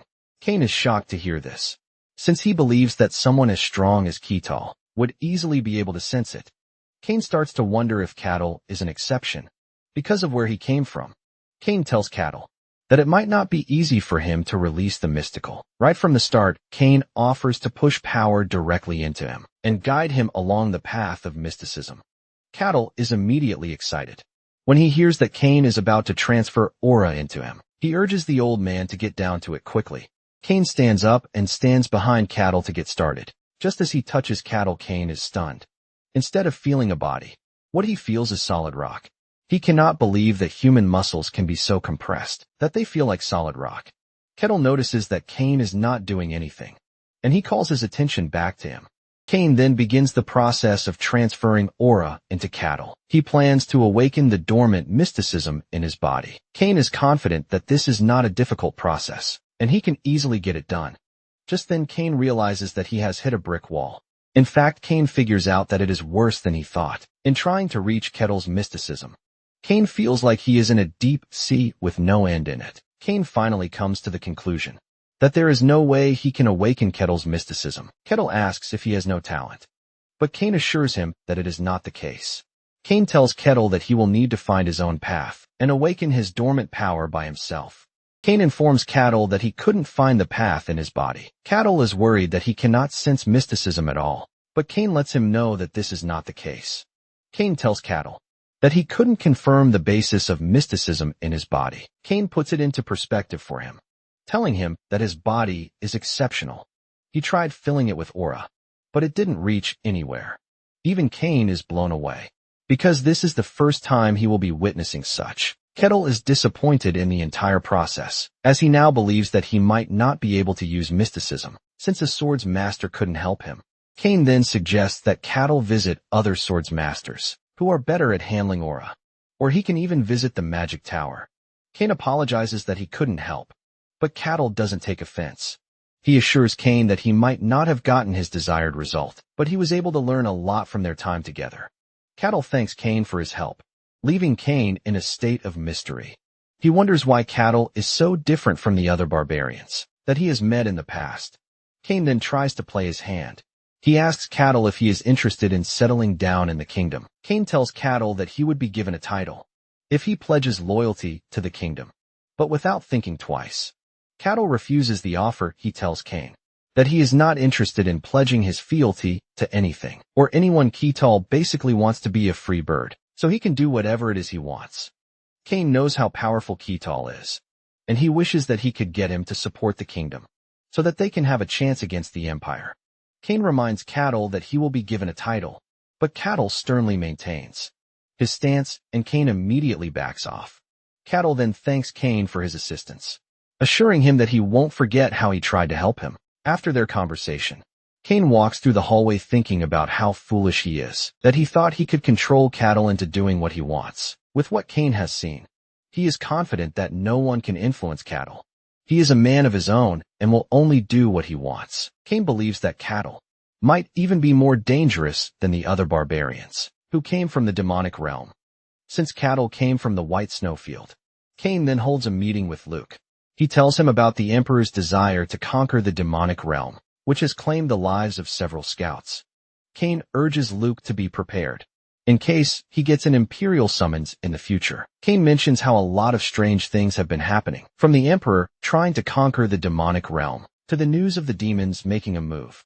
Cain reveals that dungeons are appearing at an abnormal rate, and it seems the demonic realm is slowly seeping into the human world. Cain knows that something mysterious is happening, and with the way it is going, he is confident that it is not something that would benefit humanity. To top it all off, a strange barbarian has walked into their midst. However, Luke and Cain are relieved that Kettle doesn't appear to be an enemy, yet Kettle continues with his day-to-day activity. And one morning, he decides to figure out why people are always staring at him. Kettle comes to the conclusion that everyone is always staring at him because he is not wearing a proper outfit. Since everyone is wearing proper, civilized clothes, and he is wearing animal hides, Kettle assumes that they consider him a weirdo. However, Kettle is basically misunderstanding the entire situation and couldn't comprehend that his presence alone causes people to stare at him. Kettle then heads to a clothing store to try and get himself a new outfit as expected. The shop owner almost fainted when Kettle entered the shop. Kettle wants to buy himself a new outfit, but the shop owner tells him he doesn't have anything that can fit him. He then offers to make him a custom outfit. Kettle agrees to the shop owner's offer, but at the same time, the shop owner is worried that Kettle will just kill him if the outfit he makes doesn't suit his taste. Kettle leaves the shop promising to come back once the outfit is done. On his way to the guild, Kettle finds a weird glowing bead on the road. He picks it up with the intention of asking Rosa about it. He arrives at the guild and he shows Rosa the bead. Rosa picks it up to get a better look, just by touching it. Rosa reveals that it was carefully polished by someone. As she continues to dig into it, Rosa suddenly zones out. Kettle is quick to notice this, and he snaps her out of it. Kettle asks her if she is fine, and she says yes. Kettle lets her know that she was weirdly drawn to the bead, but Rosa didn't even know this. Rosa then mentions the strange energy coming from the bead. She wants to appraise it, but Kettle tells her not to. He lets her know that he will dig into the bead by himself. Kettle then asks Rosa if there are job requests that he can work on. As usual, she brings out the list of tasks that Kettle can easily pick from. That night, Kettle lies on his bed reminiscing about the fulfilling day that he had. His attention comes back to the bead as he wonders what it is. While staring at the bead, he suddenly hears a voice from inside the bead. The voice gives Kettle instructions on where to go. Excited to see what or who is behind the bead, Kettle leaves his room. He soon finds himself in a dark cave, and upon entering, he can hear the voice getting excited that another sacrifice has come to him. The voice is glad that he managed to get his hands on a barbarian, as this would be sufficient for what he wants to do. Sitting in the dark cave is a dark sorcerer talking about resurrection. There was a time in the past when many kingdoms came crashing down. The person behind this chaos was an evil sorcerer who manipulated everyone by messing with their emotions. He got so far with his evil doings until he was discovered, and the heroes defeated him. Before he was defeated, he managed to transfer his soul into a life vessel, thus becoming a lich. With this, he achieved immortality that will remain until his life vessel is broken. Since he became a lich, the evil sorcerer has been planning his resurrection. To resurrect himself, he needed lots of human sacrifices, and to get this he lured in people. His goal is to create a monocle that would be needed for his resurrection, so that he can once again conquer the world with his power. His plan was going smoothly, but now Kettle has somehow entered his hideout. The lich wonders why a barbarian is in the area, since they rarely come down from the north.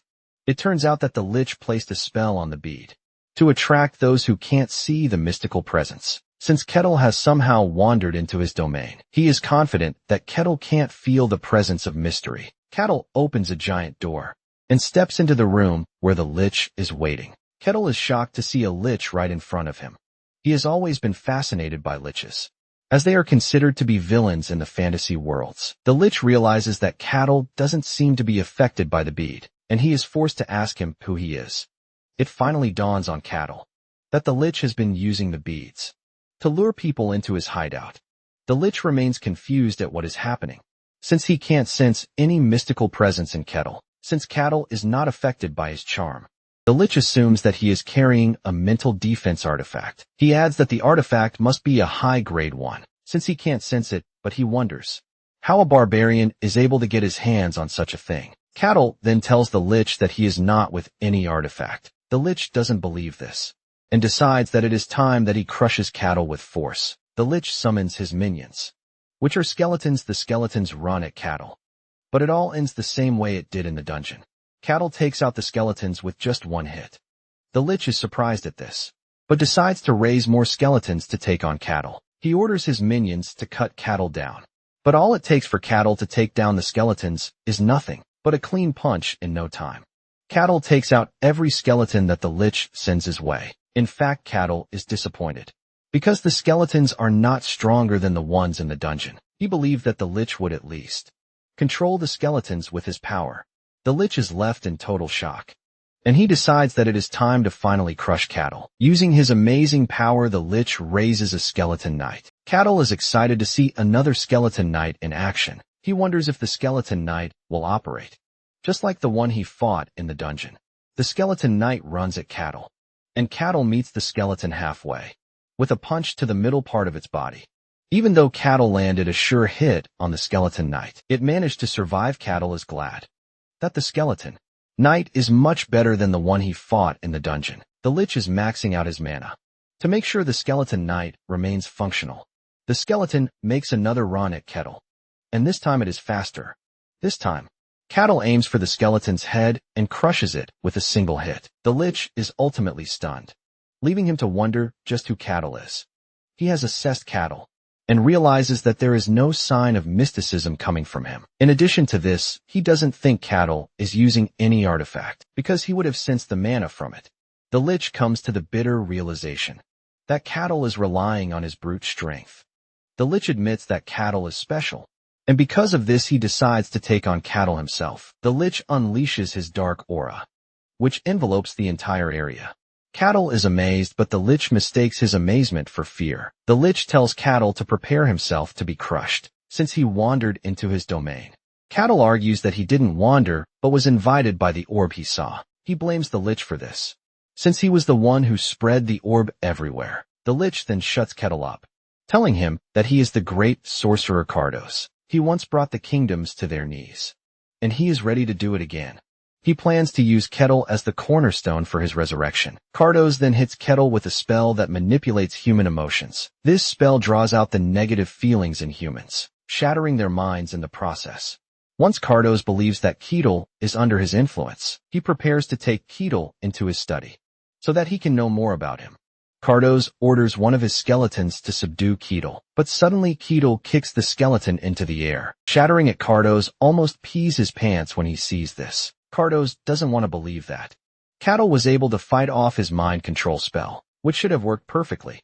Cattle is disappointed in Cardos for sending his minions to their deaths without trying to fight. Cattle tells Cardos that his tactics are pretty boring. Cattle's words pierce Cardos' soul and body, since humans are creatures that are driven by emotions. Cardos believes that the spell he used on Cattle should have worked. Cattle then suggests that Cardos use fireball magic instead of mind control. This gets Cardos mad, as he believes that his magic is superior to the type of magic Cattle is suggesting that he use. Cardos then resorts to a powerful spell. He consumes the entire room in the spell, just to make sure that Cattle is completely engulfed. Cardos also used all of his mana to make sure that the spell was successful. He is confident that no matter how strong Cattle is, he definitely fell to his last attack. When the dust clears, Cardos freezes in fear when he sees Cattle standing in front of him. Completely fine Cattle even mocks him, asking him if he has tried everything that he wants to. Cardos is left in a state of shock and horror, since the spell he used is the most powerful spell in his book. This is a spell that makes heroes bow down, but somehow Cattle is still standing. Kettle walks up to Cardos, telling him how disappointed he is. He unsheaths his axe, as he tells Cardos that it is his turn to bring in the heat. Cardos then starts assuming the wrong things. He says cattle came specifically to kill him. He believed that the Empire managed to track him down, and they sent cattle to annihilate him. Apparently Cardos heard that there is a facility in the Empire where they train people to be more brutal. Cardos believes that this is where cattle came from, as he has been specially designed to take him down. However, Cardos is not ready to back down. He plans to kill cattle and take over the Empire using his body. Cardos' essence then flows from inside his life vessel and settles into cattle's body. In an attempt to take over his body, he plans to use cattle's body for the rest of his life. But suddenly Cardos realizes that he is in a mess inside cattle's mental realm. Cardos finds nothing related to the Empire, and to make things worse for him, he doesn't have a space to plant his roots inside cattle's mind. Not being able to sustain himself inside cattle's mind, Cardos fades away. Kettle stands there, confused and disappointed that Cardos didn't offer him more of a fight, since he is supposed to be the final form of a mage. Kettle concludes that the liches in this fantasy world are not that impressive, since he has defeated Cardos. Kettle decides to pack the rewards in the room. He picks up Cardos' staff, and he removes the gem from the staff. Kettle plans to keep the gem to himself and not tell anyone. He also finds a jug that appears to be Cardos' life vessel. He plans to take it back to the guild so that Rosa can appraise it. After Kettle is done gathering all the rewards in the room, he prepares to leave. But he keeps getting the idea that something is off. He decides to take a second look around the room, and this is when he discovers a secret chamber. He breaks through the barrier and enters the chamber. Inside the chamber are people who have been captured by Cardos. However, they all remain motionless, mute since Cardos' spell is in effect. Kettle tries to get them to move, but his attempts fail since he doesn't know how to help them. He decides that he will return to the guild and inform them about his discovery. Moments later, Kettle shows up at the guild, holding the rewards he found in Cardos' chamber. Rosa is excited to see Kettle, as she is expecting him to request for tasks. But Kettle reveals that something came up. Rosa becomes curious, and Kettle reveals that the situation that came up is about the orb that he found the day before. He explains everything to Rosa, who immediately doubts his story. Apparently, there are only 5 liches in the world, and she is not confused that one of them would choose to settle close to their territory, since Rosa doesn't want to believe him. Kettle shows him the life vessel he brought with him and suggests that she appraise it. Rosa appraises the life vessel, and it finally dawns on her that Kettle is telling the truth. Kettle explains further, telling Rosa that there are still people in Cardos' chambers. He lets her know that he couldn't help them, which is why he left them there. This is when it dawns on Rosa that there have been cases of missing persons lately, and they have not been able to find any of them. Rosa realizes that the situation is even more delicate than she thought. She immediately reaches out to the captain of the guard, who runs over on short notice. Kettle assures the captain that there is nothing to worry about, since he has taken care of the situation. The captain is horrified when he learns that Kettle went up against the evil Cardos. Everyone knows Cardos as the magician, who almost destroyed the world 100 years ago. He developed a spell that messes with emotion, and he used this to cause chaos everywhere. The captain cannot believe that Cardos somehow became a lich, but he is even more surprised when Kettle says Cardos is not powerful. Kettle also mentions that Cardos self-destructed, but didn't mention the part where he was trying to take over his mind, which is why he self-destructed. The captain wants a detailed explanation, but Kettle says there is nothing more to say about it. After hearing everything Kettle has to say, the captain heads to the Lord's castle to report to him. The captain explains everything to Luke, and also includes the testimony of the already rescued victims. From Karthus's chamber, Luke is worried that the Empire might dispatch investigators to check out the territory. If they find out that a lich has settled in the territory, he is more worried that everything is going south. When Cain is not available, Luke then decides to send a message to the kingdom. Luke and the captain consider the territory lucky, because they would have fallen victim to Cardos' wrath if Kettle had not discovered his hideout. Luke knows that Kettle's deeds deserve an award, but he is not sure if his territory has the resources to provide such an award. The next day, Luke wakes up to the news of something shocking. He is informed that the heretic inquisitor of the sun god, who goes by the name of Quaz, has just shown up in the territory. Luke is shocked to hear this. In panic, he starts to question why Quaz is in the territory. Later that day, Luke meets with Quaz. Quaz thanks Luke for the hospitality, even though she didn't inform him beforehand. Apparently, Aquaz is the youngest to hold the title of the Sun God Inquisitor. She took down 7 warlocks who made pacts with demons, and she by herself stopped a large-scale ritual from happening. She is currently the most formidable Inquisitor on the continent. To show how influential she is, even the Empire bows to the Sun God's order whenever she is present. She basically transcends every other rank on the continent, leaving Luke to wonder why someone of such status would come to his territory. Aquaz reveals that she heard some interesting things about the territory. Luke assures Aquaz that they have resolved the issue of the dungeon, and he uses this to figure out if she knows about the Lich or not. He is relieved when he realizes that Aquaz has no idea about the issue of the Lich. Luke then asks the Inquisitor why she is in the territory. Aquaz reveals that she is there to speak to Luke about the Oracle. However, she wants confirmation about the things happening in the territory before she divulges what the Oracle said. Luke then explained everything to Aquaz, including the presence of cattle in the territory. He also mentions the fact that cattle defeated the Lich, who was Cardos. He shows Aquaz Cardos' life vessel as proof that he is not lying, and this is enough to get the lady's attention. Things are more serious than she anticipated, and he immediately demands to see cattle. Aquaz also learns from Luke that cattle is from the White Snowfield. She is surprised that something from the demon realm has suddenly decided to emerge into the human world. In addition to the fact that cattle defeated Cardos, Aquaz believes that she must have been sent to the territory because of cattle. Meanwhile, cattle is in his room, staring at the jewel he took from Cardos' chambers. He figures that it is some sort of artifact that uses magic, but he doesn't know much about it. He plans to ask any mage he finds about the artifact. Just then the captain shows up at his door, telling him that Aquaz would like to see him at the church. Cattle wastes no time getting himself ready. He joins the captain, and together they head to the Church of the Sun God. The captain leaves Cattle at the entrance, telling him that someone will guide him once he enters the building. He enters and is welcomed by 3 sisters. They offer to take him to the room where Aquaz is waiting for him. Cattle meets Aquaz, and they get the introductions out of the way. Cattle takes a good look at Aquaz and realizes that she is young but skilled. He smiles after making this deduction, and Aquaz notices, leaving her to wonder why Cattle is smiling. Cattle then asks the lady why she invited him. Aquaz reveals that she invited Cattle because of his encounter with Cardos. The evil one Aquaz doesn't seem to believe Cattle's story, but Cattle lets her know that he has no way of proving what he saw and encountered. Aquaz then suggests that they allow the Sun God to observe their conversation. Cattle is confused by what the lady meant, and she explains that any lie will trigger a negative reaction. Cattle realizes that Aquaz is talking about a divine lie detector. Deep down, Aquaz believes that Cattle will reject the proposition, since this is the way of the barbarians. She then tells Cattle that he is free to decline, but Cattle shocks her when he reveals that he has no interest in declining.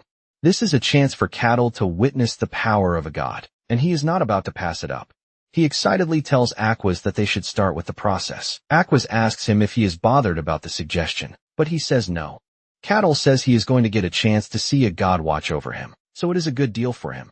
Cattle assures Aquaz that he has nothing to hide, and he hasn't told a single lie from the start. Once they are both in agreement, Aquaz proceeds. She recites a chant to invite the Sun God to observe the conversation between her and Cattle. A bright light appears from above, radiating upon Cattle. Cattle feels the god's presence from beyond the light, creating different emotions in him. When everything calms down, Aquaz is relieved that there was no negative reaction. She then tells Cattle that the real conversation is about to begin, while the Sun God observes. She lets him know that all lies are forbidden, and Cattle assures her that he is ready and on board. Once Aquaz gets a positive reaction, she realizes that Cattle wasn't lying, but she assumes that Cardos was unable to use his magic, or else Cattle wouldn't have survived. She considers him a lucky dude, and once Cattle figures out that she is done with her inquisition, he asks her if she has cleared her doubts already, and she says yes, urging Cattle to forgive her rudeness. Cattle assures her that he has nothing to be angry about, because he enjoyed the entire procedure too.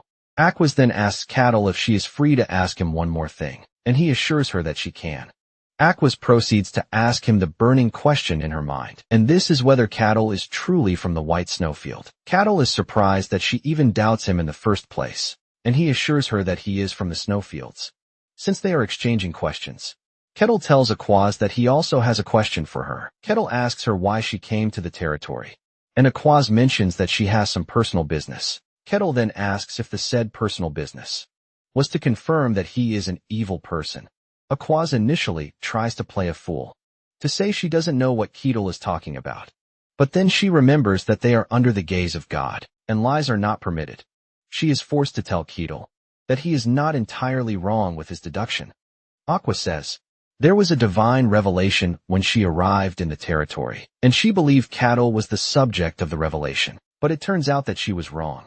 Aquaz apologizes for hiding her intentions from Kettle, but Kettle doesn't mind, because he enjoyed the way everything has been so far. Kettle then asks one more thing, and he mentions his curiosity about what the divine revelation said, even though they are not allowed to share the contents of a divine revelation with anyone.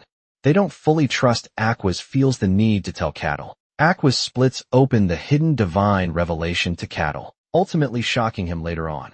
Aquaz meets with Luke, and he can clearly see that she seems troubled. Aquaz tells Luke that she has met Kettle, but her interaction with him only left her even more confused. Luke then asks her what kind of species Kettle is, and Aquaz confirms that he is a barbarian from the snowfield. Luke is surprised to hear this, and Aquaz says she might not have gotten detailed information about the snowfields, but it is confirmed that he is truly from there. Deep down, Luke was expecting Kettle's claim to be a lie, but with Aquaz's confirmation, it appears that he wasn't lying. Luke knows that the world will lose its mind if they ever find out that Kettle is truly from the snowfields, because there are many people who are interested in the snowfields. Luke is hit with a sense of fear when he realizes just how chaotic things would be if the Emperor decides to make a move. Aquaz then tells Luke that he has nothing to worry about, because they are going to handle Cardos's case.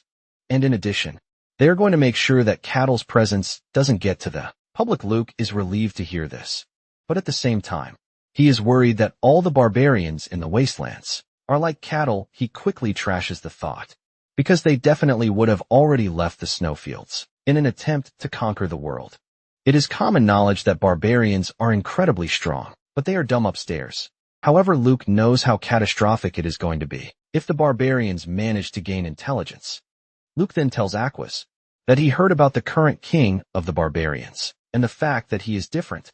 Basically, he is one who has both strength and intellect, and Aquaz says she has only met the barbarian king just once. However, Aquaz confirms Luke's thoughts, saying, the king is definitely different from his other gullible subjects. Luke then tells Aquaz that it would be a big deal if Kettle and the said king are to meet. Apparently, the relationship between the barbarians and those who serve the gods is shaky, which is why their growing power is concerning. Luke suddenly asks Aquaz about the divine revelation and why she had to meet Kettle alone. Aquaz then replies that she had to confirm something, but this only gets Luke more curious, asking her what she wanted to confirm. Aquaz replies that she needed to know if Kettle is human or just a demon pretending to be. Luke asks about the revelation again. Anakin was finally caves in, telling him about the hidden and powerful revelation. Luke has the same reaction, just like Kettle, leaving him to start questioning why something like that would have happened. Later on, Luke meets Kettle, and Kettle thanks him for the warm hospitality that he has provided for him in the territory. Kettle then asks Luke why he summoned him, and Luke mentions that there is something he needs to tell him. However, before that, Luke thanks Kettle for keeping the territory safe from Cardos. Luke is pretty sure that the territory would have been wiped out if Cardos had gotten the chance to organize himself. Suddenly, Luke starts to apologize, and Kettle wonders why the dude is apologizing to him. Luke drops the bombshell that Kettle's achievement against Cardos will not be made known to the public. Apparently, Kettle defeating Cardos is a really big achievement, but Luke knows that they can't allow the Emperor to know about this. It is pretty obvious that the Emperor is going to take things into his hands if he ever finds out about this. Luke hopes that Kettle will be able to give up his glory for this. Luke is shocked when Kettle tells him that he really doesn't care. Luke then informs him that he has prepared a reward for him for saving the territory as a way of apologizing. Just then, a leather pouch is dropped on the table for Kettle, and he is informed that it belongs to him. However, Luke assures him that it is not an ordinary pouch, but he would have to check himself to confirm this. Kettle opens it, and he realizes that it is a pocket-type artifact, where he can store items according to the size of the pocket space. Luke mentions that the space in the pouch is approximately the size of the room they are currently sitting in. Ketal is absolutely blown away by the pouch, since it's his first time seeing one in person. Luke explains that even if the item is bigger than the leather pocket's opening, he can still put it in. Luke then decides to test it out by trying to place his giant axe inside the pouch. When trying to put it in, it appears that it would not enter. But suddenly the axe gets sucked into the pouch. Luke then tells him that whenever he wants to take things out of the pouch, he should just think of it. Ketal tries it out, and it works just like the way Luke said it would, ultimately shocking him. Luke mentions that the pouch is his reward for saving the territory, and he hopes that Ketal likes it. Ketal gladly tells Luke that he likes the pouch, and he promises to make sure he puts it to good use. Luke is relieved to hear that Ketal likes the pouch, meaning that he has just one thing to worry about. He remembers Aqua's telling him about the revelation. Apparently, a great evil will descend on the territory, and surprisingly, Cain had told him that monsters were appearing out of nowhere. To make it worse, the evil will descend on the territory before spreading to the rest of the world. The Barcan territory has many villages that are organically connected, and because of this the villages keep in contact with each other. But then suddenly one of the villages stopped responding. People didn't initially notice this, but after a few days of no contact, people were sent from a nearby village to check. The scouts sent to check also didn't return, and the Lord sent guards to confirm what was happening. However, the result remains the same. And then suddenly, the Lord realizes that something sinister is happening when Ketal visits the guild. He learns about the village that lost contact. Ketal is told to go there and confirm what is happening, and it turns out that the reward for the mission is quite high. Ketal immediately takes an interest in the mission, and he takes the job because of this. When preparing for the mission, Ketal surprisingly prepares a new outfit.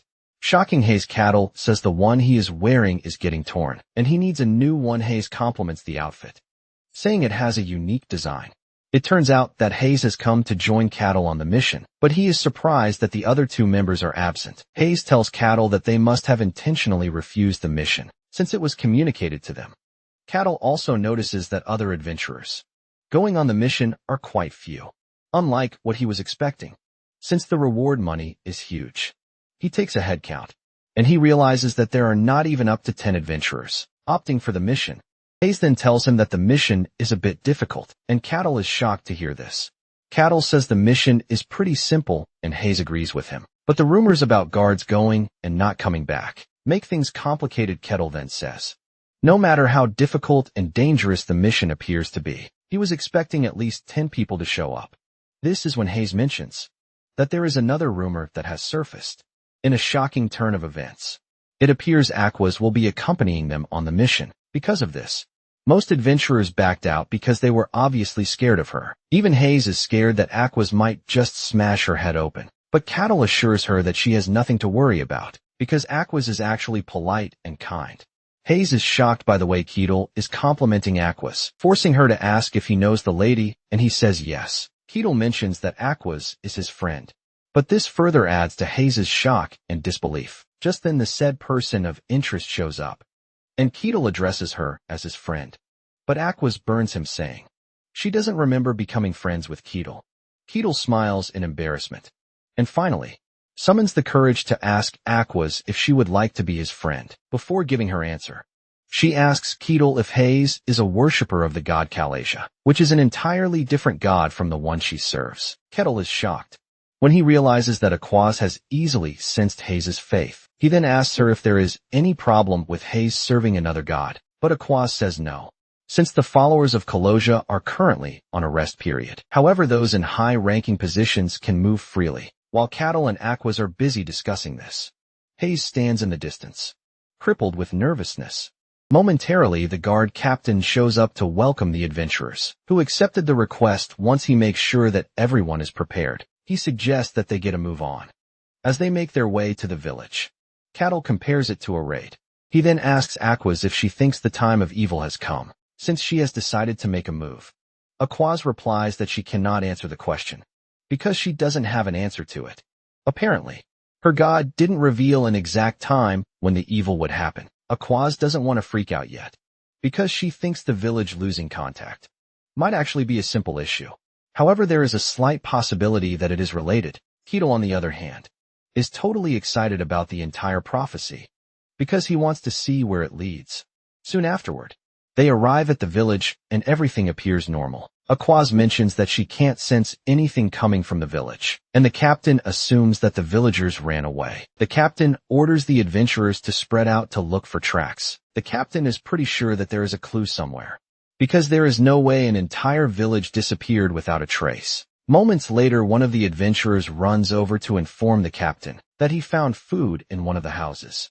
The captain doesn't think this is a big deal, because the villagers might have left it behind before vanishing. However, the adventurer tells him that he is wrong, because the food is still warm, as if it has just been prepared.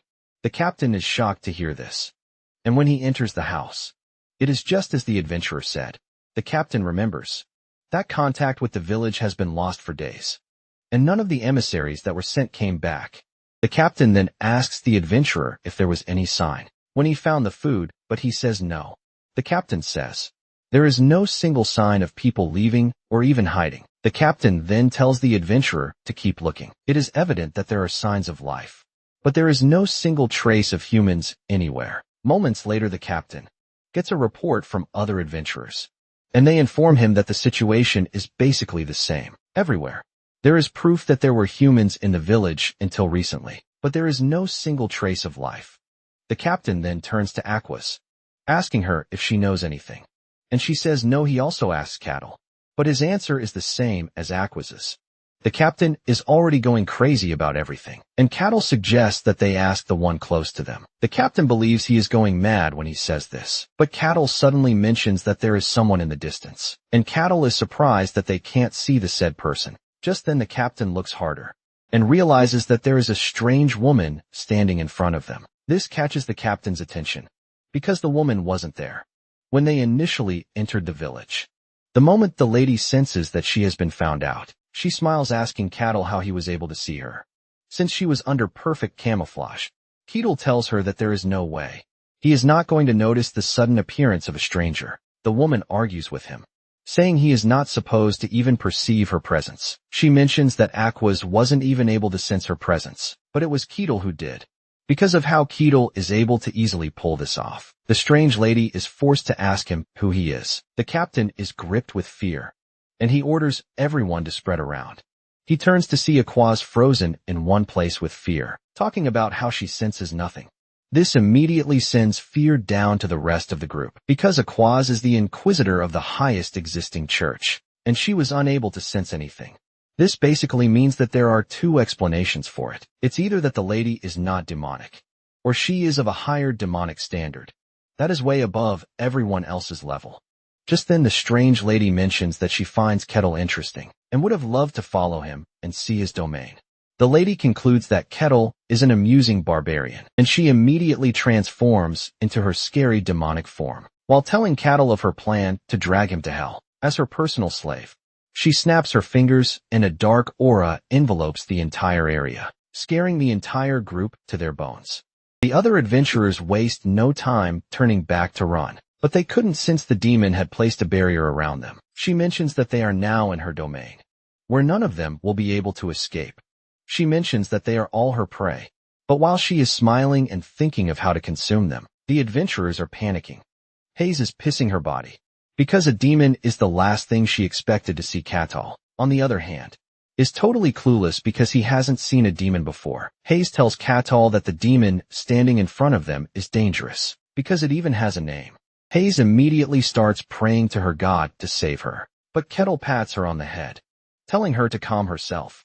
Kettle assures her that he is by her side, and since he has no idea what Hayes means by a demon with a name, he decides to ask her even in their dire situation. Hayes offers to explain. Apparently, not every being called a demon in this world is powerful, since they are all referred to as demons just for the sake of it. In everything there are only fragments of evil and demonic energy, but there are certain beings who are without a doubt called demons. The demons are born in the dark with no parents, and of their own volition, they claim a name for themselves.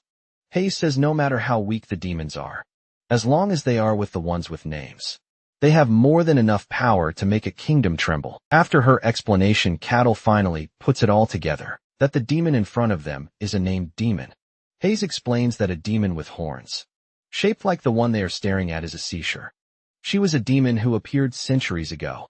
But Hayes wonders why such a powerful demon would show herself in the remote village kettle. Touches the barrier and notices that it is solid, and Hayes mentions that they can't break it, because the entire village is already the demon's territory. Hayes says the only way to get out of their precarious situation is to defeat the demon. Cattle finally understands everything, but instead of acting right away, Cattle decides that he is just going to watch a bit longer. Hayes is surprised to see Cattle joking around when they are all fighting for their lives. On the other hand, Aquaz and Asishur are having a discussion about their situation. Asishur smiles while saying, Aquaz is supposed to be intrigued with the presence of life in the village. But with no humans, Asishur mentions that it is a simple demon trick, which is employed in toying with people. Aquaz is visibly pissed, but the demon couldn't care less. While the two are arguing with each other, Cattle is busy enjoying the show, as if he is on a cinema date with his popcorn in hand. Since it's a named demon, to summon it would have required a bulk load of sacrifice, and it is pretty evident that there is no way a small village would be enough for the sacrifice. The fact that the demon even claimed her territory without anyone noticing is considered basically impossible. Aquaz is left with the desperate question of how the demon was able to descend into the world. Asadir laughs at Aquaz, letting her know that there is no way. She is telling him how she was able to emerge into the world. Aquaz calls Asadir a filthy dog, but Asadir has a laugh about it, before turning to Aquaz with all seriousness to ask her if she really thinks her god can save her. The demon then tells Aquaz that the world is fracturing already, and it no longer belongs to the humans alone. Apparently, several centuries ago, humans and the gods joined hands to fight against evil, and this resulted in the victory of the gods and humans. The moment the evil was defeated, it was banished from the world. Asatir then tells Aquaz that she has been waiting for the day she is going to emerge again. Asatir is known as the demon of gravity, and she plans to start the war all over again, but this time she is aiming for victory. Aquaz angrily tells Asatir that she has no right to do this, because the world belongs to humans and the gods alone. Aquaz starts cooking up her magic, while urging Asatir to return to the hell where she emerged. Enraged, Aquaz summons her golden battle armor. She looks absolutely gorgeous in it, but Asatir is in no way scared to take her on. Without wasting time, Aquaz charges toward the demon and tries to smite her with her weapon, but she dodges while toying with her. The clash between the two leaves the weaklings grabbing their ears in pain. Asatir then decides to fully play with Aquaz by whipping out her own weapon. Aquaz dashes toward the demon, but before she can even reach her, she suddenly vanishes out of sight. She reappears behind Aquaz and swings her weapon at her, ready to crush her, but Aquaz manages to react just in time to block the attack from coming into fruition. However, her shield feels the intense pressure from Asisha's attack, and she gets pushed backwards. Realizing that she is about to lose to the demon's immense strength, Aquaz taps into her material powers, the Holy Scriptures, to quote some verses to empower. This increases her strength, forcing a CDR to retreat. A CDR is impressed that Aquaz has what it takes to read the Holy Scriptures, even though she is still very young. Aquaz is not ready to slow down, as she quotes another verse in the Scriptures to increase her mana output. With the new power pulsing in her, she dashes toward Asishur in an attempt to strike her down. However, Asishur leaps backward before launching a counterattack that sends Aquaz on her back, with sweat running down her face. Aquaz can feel the immense strength that the demon possesses. However, she is not done yet, as she resumes her full-on attack mode. The two clash with each other halfway, leaving a huge level of destruction that shatters the ground like a nuke. Even the onlookers feel the intense pressure of the battle unfolding right in front of them, while everyone else is panicking and trying to make it to safety. Cattle is enjoying every bit of the moment. Hayes notices how hyped he is, and she suggests that he help Aquaz. Cattell admits that it is easy for him to help Aquaz, but he suddenly hits Hayes with the surprising question of why he should help her in the first place. Ketal says he is only going to interfere and ruin the fight, and his words shock Hayes. Ketal admits that he also has a strong desire to fight a demon, but he would prefer to observe the fight first. Hayes almost loses her mind when she hears this, because everything Cattle is saying doesn't even sound right. Meanwhile, the fight between the two drama queens continues, and Acedia figures out that she has the edge when it comes to raw power. But Aquas is also tough thanks to the gods backing her. Suddenly Aquas lands a powerful hit that sends a CDR to her knees. Shocking her, a CDR is forced to make a retreat because she can clearly see that the battle is just going to drag on if she doesn't take things to the extreme. She figures out that she has to use a dark method if she wants to win. Suddenly she turns away from Aquas and she dashes toward the helpless adventurers, watching the fight in the distance. Before she gets the chance to kill them, Aquas catches up to her and blocks the attack with her shield. Aquas is pissed that the demon is trying to take crude ways to get her victory, as it laughs hysterically, asking Aquas if she was seriously expecting a demon like herself to fight free and fair. This only makes Aquas angrier, and she taps into another verse from the Holy Scriptures. The verse that she uses creates a protective domain, and she tells the adventurers to enter the domain so that they can be safe. The adventurers waste no time running into the domain, and a courtier laughs at Aquas, asking Aquas if she is really doing the right thing with the Holy Scripture. Aquas screams at her to keep her mouth shut before dashing toward her, with more anger than before.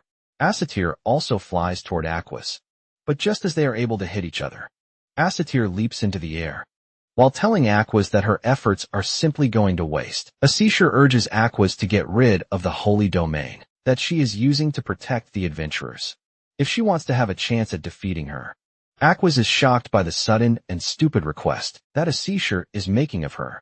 Realizing that Aquas is not ready to cooperate, Assatir decides that annihilating her is the way forward. Assatir leaps into the air and finally shows what it means to be serious in battle. She unleashes a dark, powerful aura from her body that overwhelms Aquas, and while she is trying to stay on her feet, Assatir dashes toward her. Aquas almost gets hit, but at the last second she moves out of the way. Assatir's attack hits the ground, shattering it into pieces. However, Assatir is not done yet, as she makes her way toward Aquas, looking all menacing and dangerous. Fear grips Aquas as she finds herself in the middle of a really terrifying power. She tries to recite the scriptures to try and get herself out, but Assatir grabs her mouth shut to stop her. Assatir knocks Aquas to the ground and overwhelms her. However, before she can get the chance to finish Aquas off, Aquas manages to get back on her feet to block the attack with her shield. Even with her struggles, Assatir maintains the upper hand, and Aquas soon finds herself bound by Assatir's dark chains. As Aquas loses hold of her power, the shield she created for the adventurers starts to crack too. The adventurer immediately concludes that they are all going to die with the way things are going. Assatir even smiles at them, telling them how she plans to eat them as snacks. Once she is done with the annoying Aquas, she drags Aquas close, ready to bite down on her neck, just so she can get a taste of what the god's servant is. Suddenly, Cattle grabs Assatir on the shoulders, telling her that she has done enough.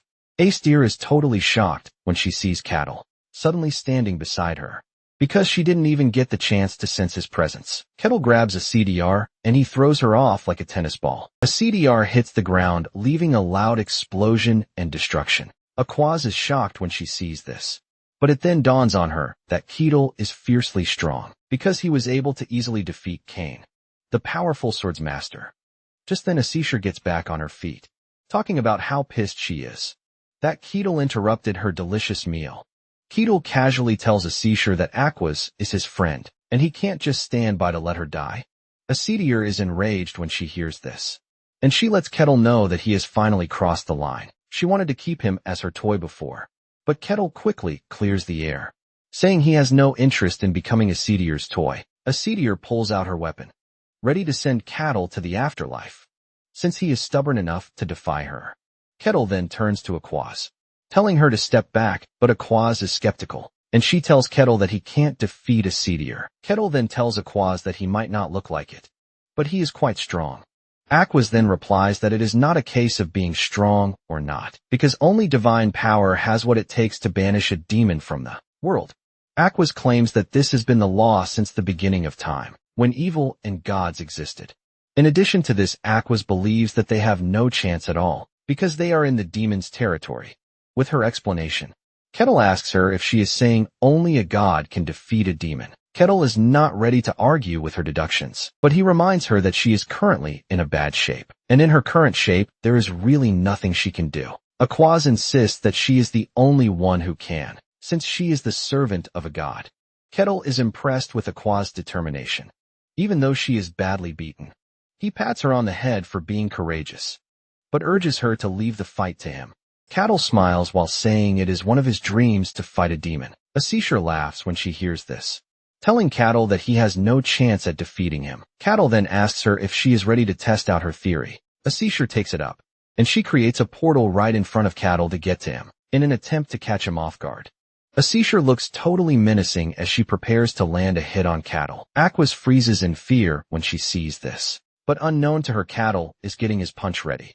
Just as Asishir gets close to him, Kettle makes his move, and he completely removes Asishir's head with just a punch, leaving Aquas in total disbelief. Aquas stands still in silence, trying to piece together whether Kettle just smashed the demon's head with a single punch. Kettle is also surprised, but suddenly Asitia's demon core helps her regenerate, and this time she looks more pissed.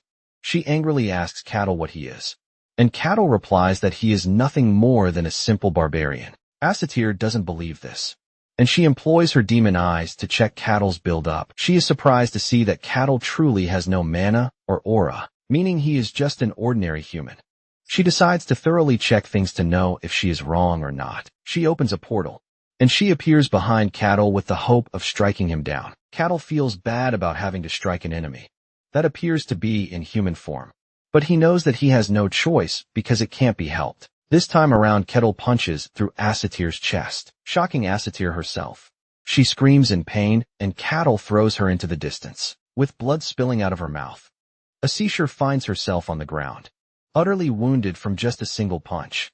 She can't believe that a regular punch, that is not strengthened by aura or magic, has what it takes to really damage her. Even with the severe damage to her body, Astir still has what it takes to regenerate. This gets Kettle really curious, and he dashes toward Astir at a blinding speed. That leaves his launch area shattered. Astir senses him coming, but she doesn't have what it takes to react.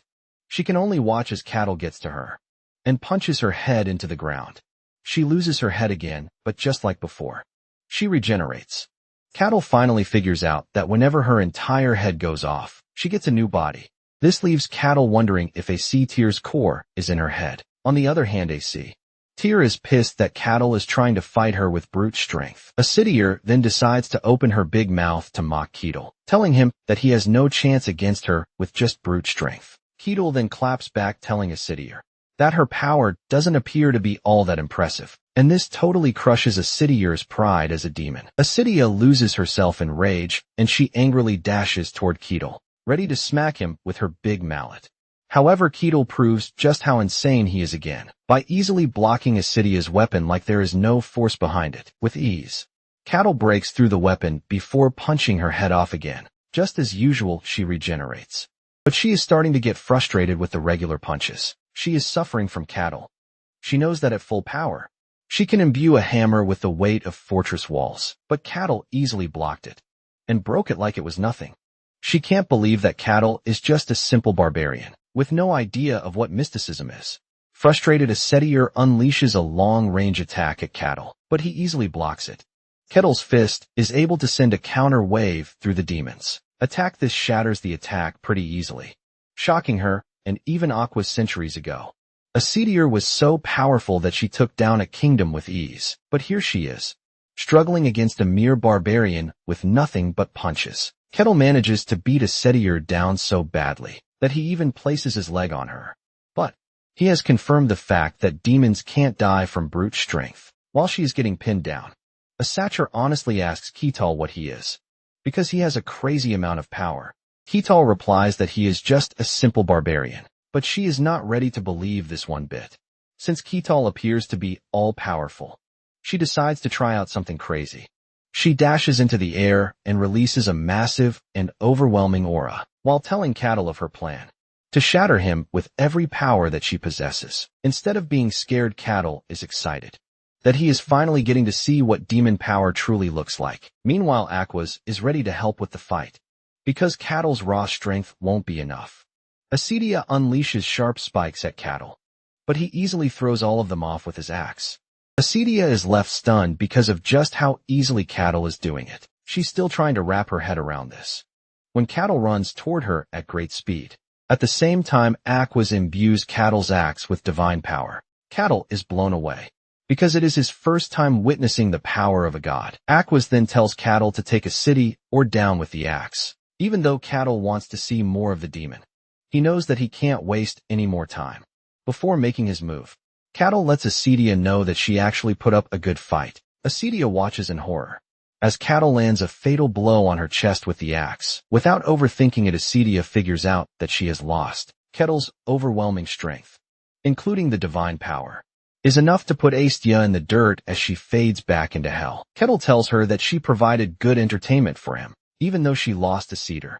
Believes that she was able to take one thing back with her to hell, and this is the fact that someone as strong as Cattle exists. Acedia asks him for his name, and Cattle foolishly reveals it before Aquas can stop him. Without wasting time, Acedia announces to everyone in hell to be wary of Kethel. She tells the other demons to feast on her memories about Kethel, and the moment Aquas hears this, she freaks out. A giant ball of eyes appears right above Cattle to try and overwhelm, but Cattle absorbs it like it's nothing. Acedia is totally stunned when she sees this, because Cattle should have been torn to shreds before she can pull off further stunts. Acedia finally disappears into dust. Cattle feels nothing, and he just stretches his body in relaxation. That they are done with the mission in the Barcan territory, in the kingdom of Gehenthra.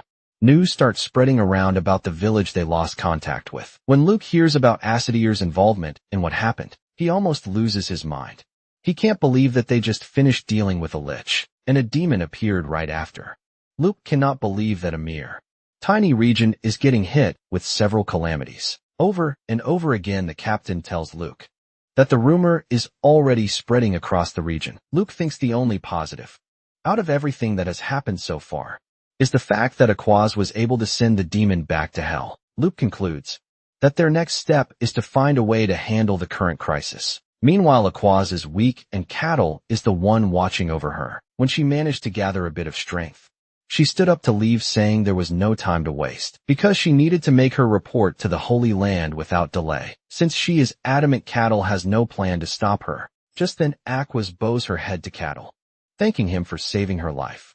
She is pretty sure that she would have been a toy in the hands of the demon if Cattle weren't present. Cattle then shocks her by telling her that she has no reason to thank him, because he is simply doing what any friend would do. Since Aquas hasn't given him an official answer about their friendship status, Kethel asks her again. Aquas is stunned by the way Kethel casually handles things, and she asks him if he would still like to befriend her, even though she is a heretic inquisitor of the sun god. Kethel shocks her by asking if there is any particular reason as to why he shouldn't. Aquas starts stuttering, and Ketel tells her that she doesn't need to overthink things. Aquas lets off a little smile before agreeing with Ketel. Ketel then tells Aquas that there is something he needs to ask her. He wants to know if it is true that one is not allowed to speak a demon's name.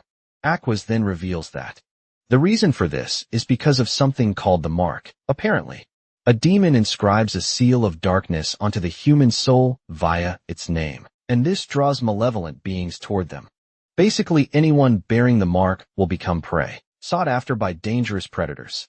Those who received the mark in ancient times either got saved by receiving baptism from the gods, or were hunted down and killed by the evil. Cattle then asks her if he is marked, but she says no nonetheless. She lets him know that his name would have reached the ears of those ruling in hell. Aquas assures Cattle that he has nothing to worry about, because they won't be able to find him without the mark. They only know his name, but they don't know anything else about him. Aqua says that unless he crosses paths with the demons again, he shouldn't have any issues. Kettle then mentions his worry that the demon could not be killed by brute strength. Aquas explains to him that this is the true nature of demons. She narrates that after the gods shaped humanity, humans were foolish and ignorant, causing them to act only on instinct. Even with this, the gods did not intervene in the human realm. However, beings from beyond got interested in humanity. They desperately crossed dimensions and started wiping out humans. Tired of the massacre, the gods descended into the human realm. They sided with the humans and named the creatures from beyond demons. With the interference of the gods, the demons were driven out. After this, humanity created a church to honor the gods who saved them. With the help of the divine beings, humanity gained rapid growth. However, as time went on, demons started getting involved in human affairs again. Because of this, the gods chose their followers and granted them power. Since demons can only be defeated with divine power, it finally dawns on Cattle that he couldn't defeat the demon because she was from another dimension. Aquas confirms this, saying the demons never truly belonged in the world. Cattle says, it would be catastrophic for demons like a CTR to pop out everywhere. Just then Aquas clears the air, saying a named demon cannot appear so easily. However, it appears that the demon realm is suffering, which is affecting the human world. Aquas then narrates that it all started a year ago. When Aquas says this, he remembers that he was still in the snowfield, trying to complete his quest. After she is tired of talking, Aquas says it is time for her to leave. She assures Cattle that he is going to receive a great welcome if he ever comes to visit their church. Cattle is glad to hear this, and Aquas immediately gets into a carriage to leave, even though she is not fully recovered. She figures out that reporting the issue to the saint is paramount, although Aquas wonders why the sun god hasn't released any prophecy concerning Cattle. Later on, Cain heads to the Tower of Magic, where all sorcerers gather. At the tower, he meets one of his colleagues, a suspicious dude with a cool aura. Cain asks him why he is there, and he reveals that he is there to report on his mission. As for Cain, he is also there to report the outcome of his mission, which was a scouting mission into the demon realm.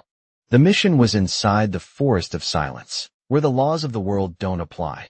Cain mentions that the things he found in the forest were truly horrifying. Basically, the forest was living up to its name, since there was silence everywhere. Cain mentions that even the sense of magic in the forest couldn't be detected. Cain shouted at his best, not even vibrations echoed back to him. Cain passed out, and when he woke up, the soldiers had started disappearing. The silence in the forest was so terrifying, and it was basically an unpleasant place. Cain wonders why the Emperor would launch a crusade into a place like that. His colleague tells him that the Emperor is most likely after world conquest, which has made him go mad with power. However, the dude believes the demon realm is a really cool place. Nonetheless, Cain is not interested in getting dragged into anything related to the demon realm. Suddenly, the dude snaps his finger and he catches Cain in a spatial magic, preventing him from escaping his domain. It turns out that he has attached the Eye of Observation to Cain. Before he knew it, he mentions that he already attached it to his body the last time they met, since the tracker has been on him for quite some time. Cain wonders what else the sorcerer wants to ask him. The sorcerer mentions that he is actually interested in what Cain thinks about Cattle. Cain replies that he doesn't know everything just yet, and the mage expresses his shock that Cattle was able to defeat Cain, and even Cardos. Cain is surprised when he hears that the Lich was defeated, and the sorcerer tells him that the Lord of the region is currently keeping it under wraps so as to prevent panic everywhere. However, the stories of this are already spreading throughout the tower, because Cardos, who once put the kingdom in fear, was easily defeated. The sorcerer mentions that he actually paid his respects to Cardos because he was his friend. Cain is surprised to hear this, and the sorcerer says they are friends from old times. However, he is surprised that there is no report on any artifact inside Cardos's lair. Cain asks if all of his artifacts were not recovered, and the sorcerers say most of them were, but the most precious one was missing. The sorcerer then asks Cain about his thoughts on everything. He wants to know if Cain truly believed that Carthus was defeated by Cattle. Cain gives his honest opinion, saying it might actually be possible. The sorcerer then asks him if he has told the Emperor about it, but he says no, because the ruler is already wasting money and resources by sending adventurers into the demon realm. He is quite sure that there will be chaos if the Emperor finds out that the Barbarian exists. Cain is pretty sure that things won't end well for the Empire if the two end up clashing. The sorcerer is surprised to hear this, and he asks Cain if he thinks Cattle is strong enough to take on the Empire. Cain replies that he is not sure, but he felt the same terrifying aura that he felt the first time he met the sorcerer. The sorcerer believes Cain is already putting Cattle at the top of the food chain, the hero class. However, Cattle replies that he doesn't have the ability to make such a judgment. After hearing this, the sorcerer mentions that he would like to meet Cain because he appears to be valuable. Later on, Cattle is walking through the market when a lady trips and almost falls, but he catches her. He urges her to be careful, and he gently helps her up. Their eyes meet, and Cattle fears that the lady is just going to run off, like everyone else does. Surprisingly, the lady bows and thanks him before leaving. Cattle is still surprised by this, until he suddenly realizes something shocking. Everyone in the market is not running away from him, and this is entirely strange. Momentarily, Cattle heads to Luke's palace to talk to him. Luke asks about his well-being, because he heard about his encounter with the demon, and the fact that she almost branded him. Luke is not worried, because he doesn't even know what branding means in the first place. Cattle then tells Luke that he is getting the feeling that things have changed, because the people are not running away from him. Luke then mentions that this is happening because of the rumors spreading around.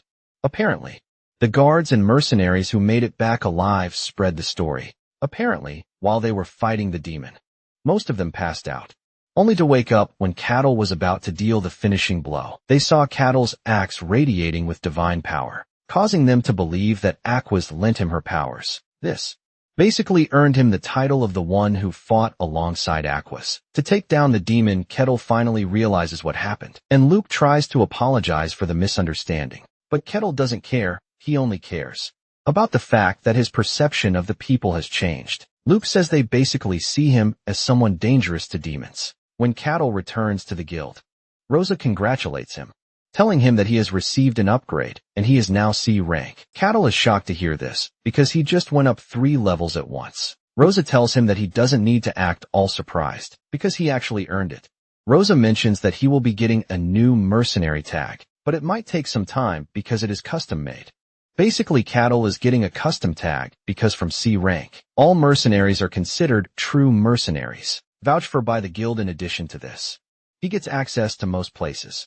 Because he is C rank, he can now enter the kingdom's capital, churches, and other important places without having to go through much trouble. However, the imperial capital is still out of the question. Of places he can visit, Cattle is surprised to hear this, and he concludes that the empire is quite strict.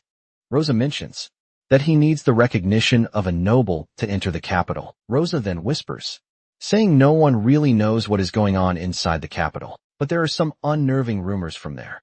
In fact, the guild has less intel on it than they have on the demon realm. Rosa then moves away from the capital and the rumors, telling Cattle that he can now accept almost any request, thanks to the fact that he is now C rank. In fact, he is allowed to enter a ranked dungeons as long as he forms a party. Cattle is glad to hear this, because he just got the chance to explore even further. After leaving the guild, Cattle sets up a meeting with his runaway party members. They learn about the fight with the demon, but Cattle assures them that there is nothing to worry about, because Aqua has already told them that everything is settled. Fusen is surprised at just how powerful Aqua is to have defeated the demon, but deep down Hayes is boiling on her chair, because she is the only one who knows the truth. Hayes didn't pass out like the others, and she got the chance to see just how crazy Cattle really is. He was basically toying with Asisha and beating her up like trash. Hayes is pissed that Aqua's only swooped in at the last minute to take the credit for the battle.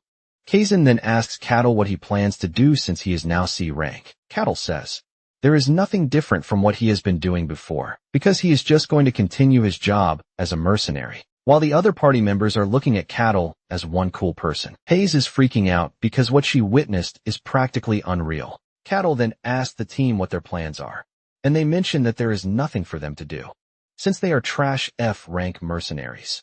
Deep down, Kazan believes he is just going to live out his life as a trash person. However, his mindset has changed, and he tells Cattle that he wants to live his life to the fullest. Just like Cattle, Tyrannus wastes no time making fun of the dude, and this sparks another stare down between them.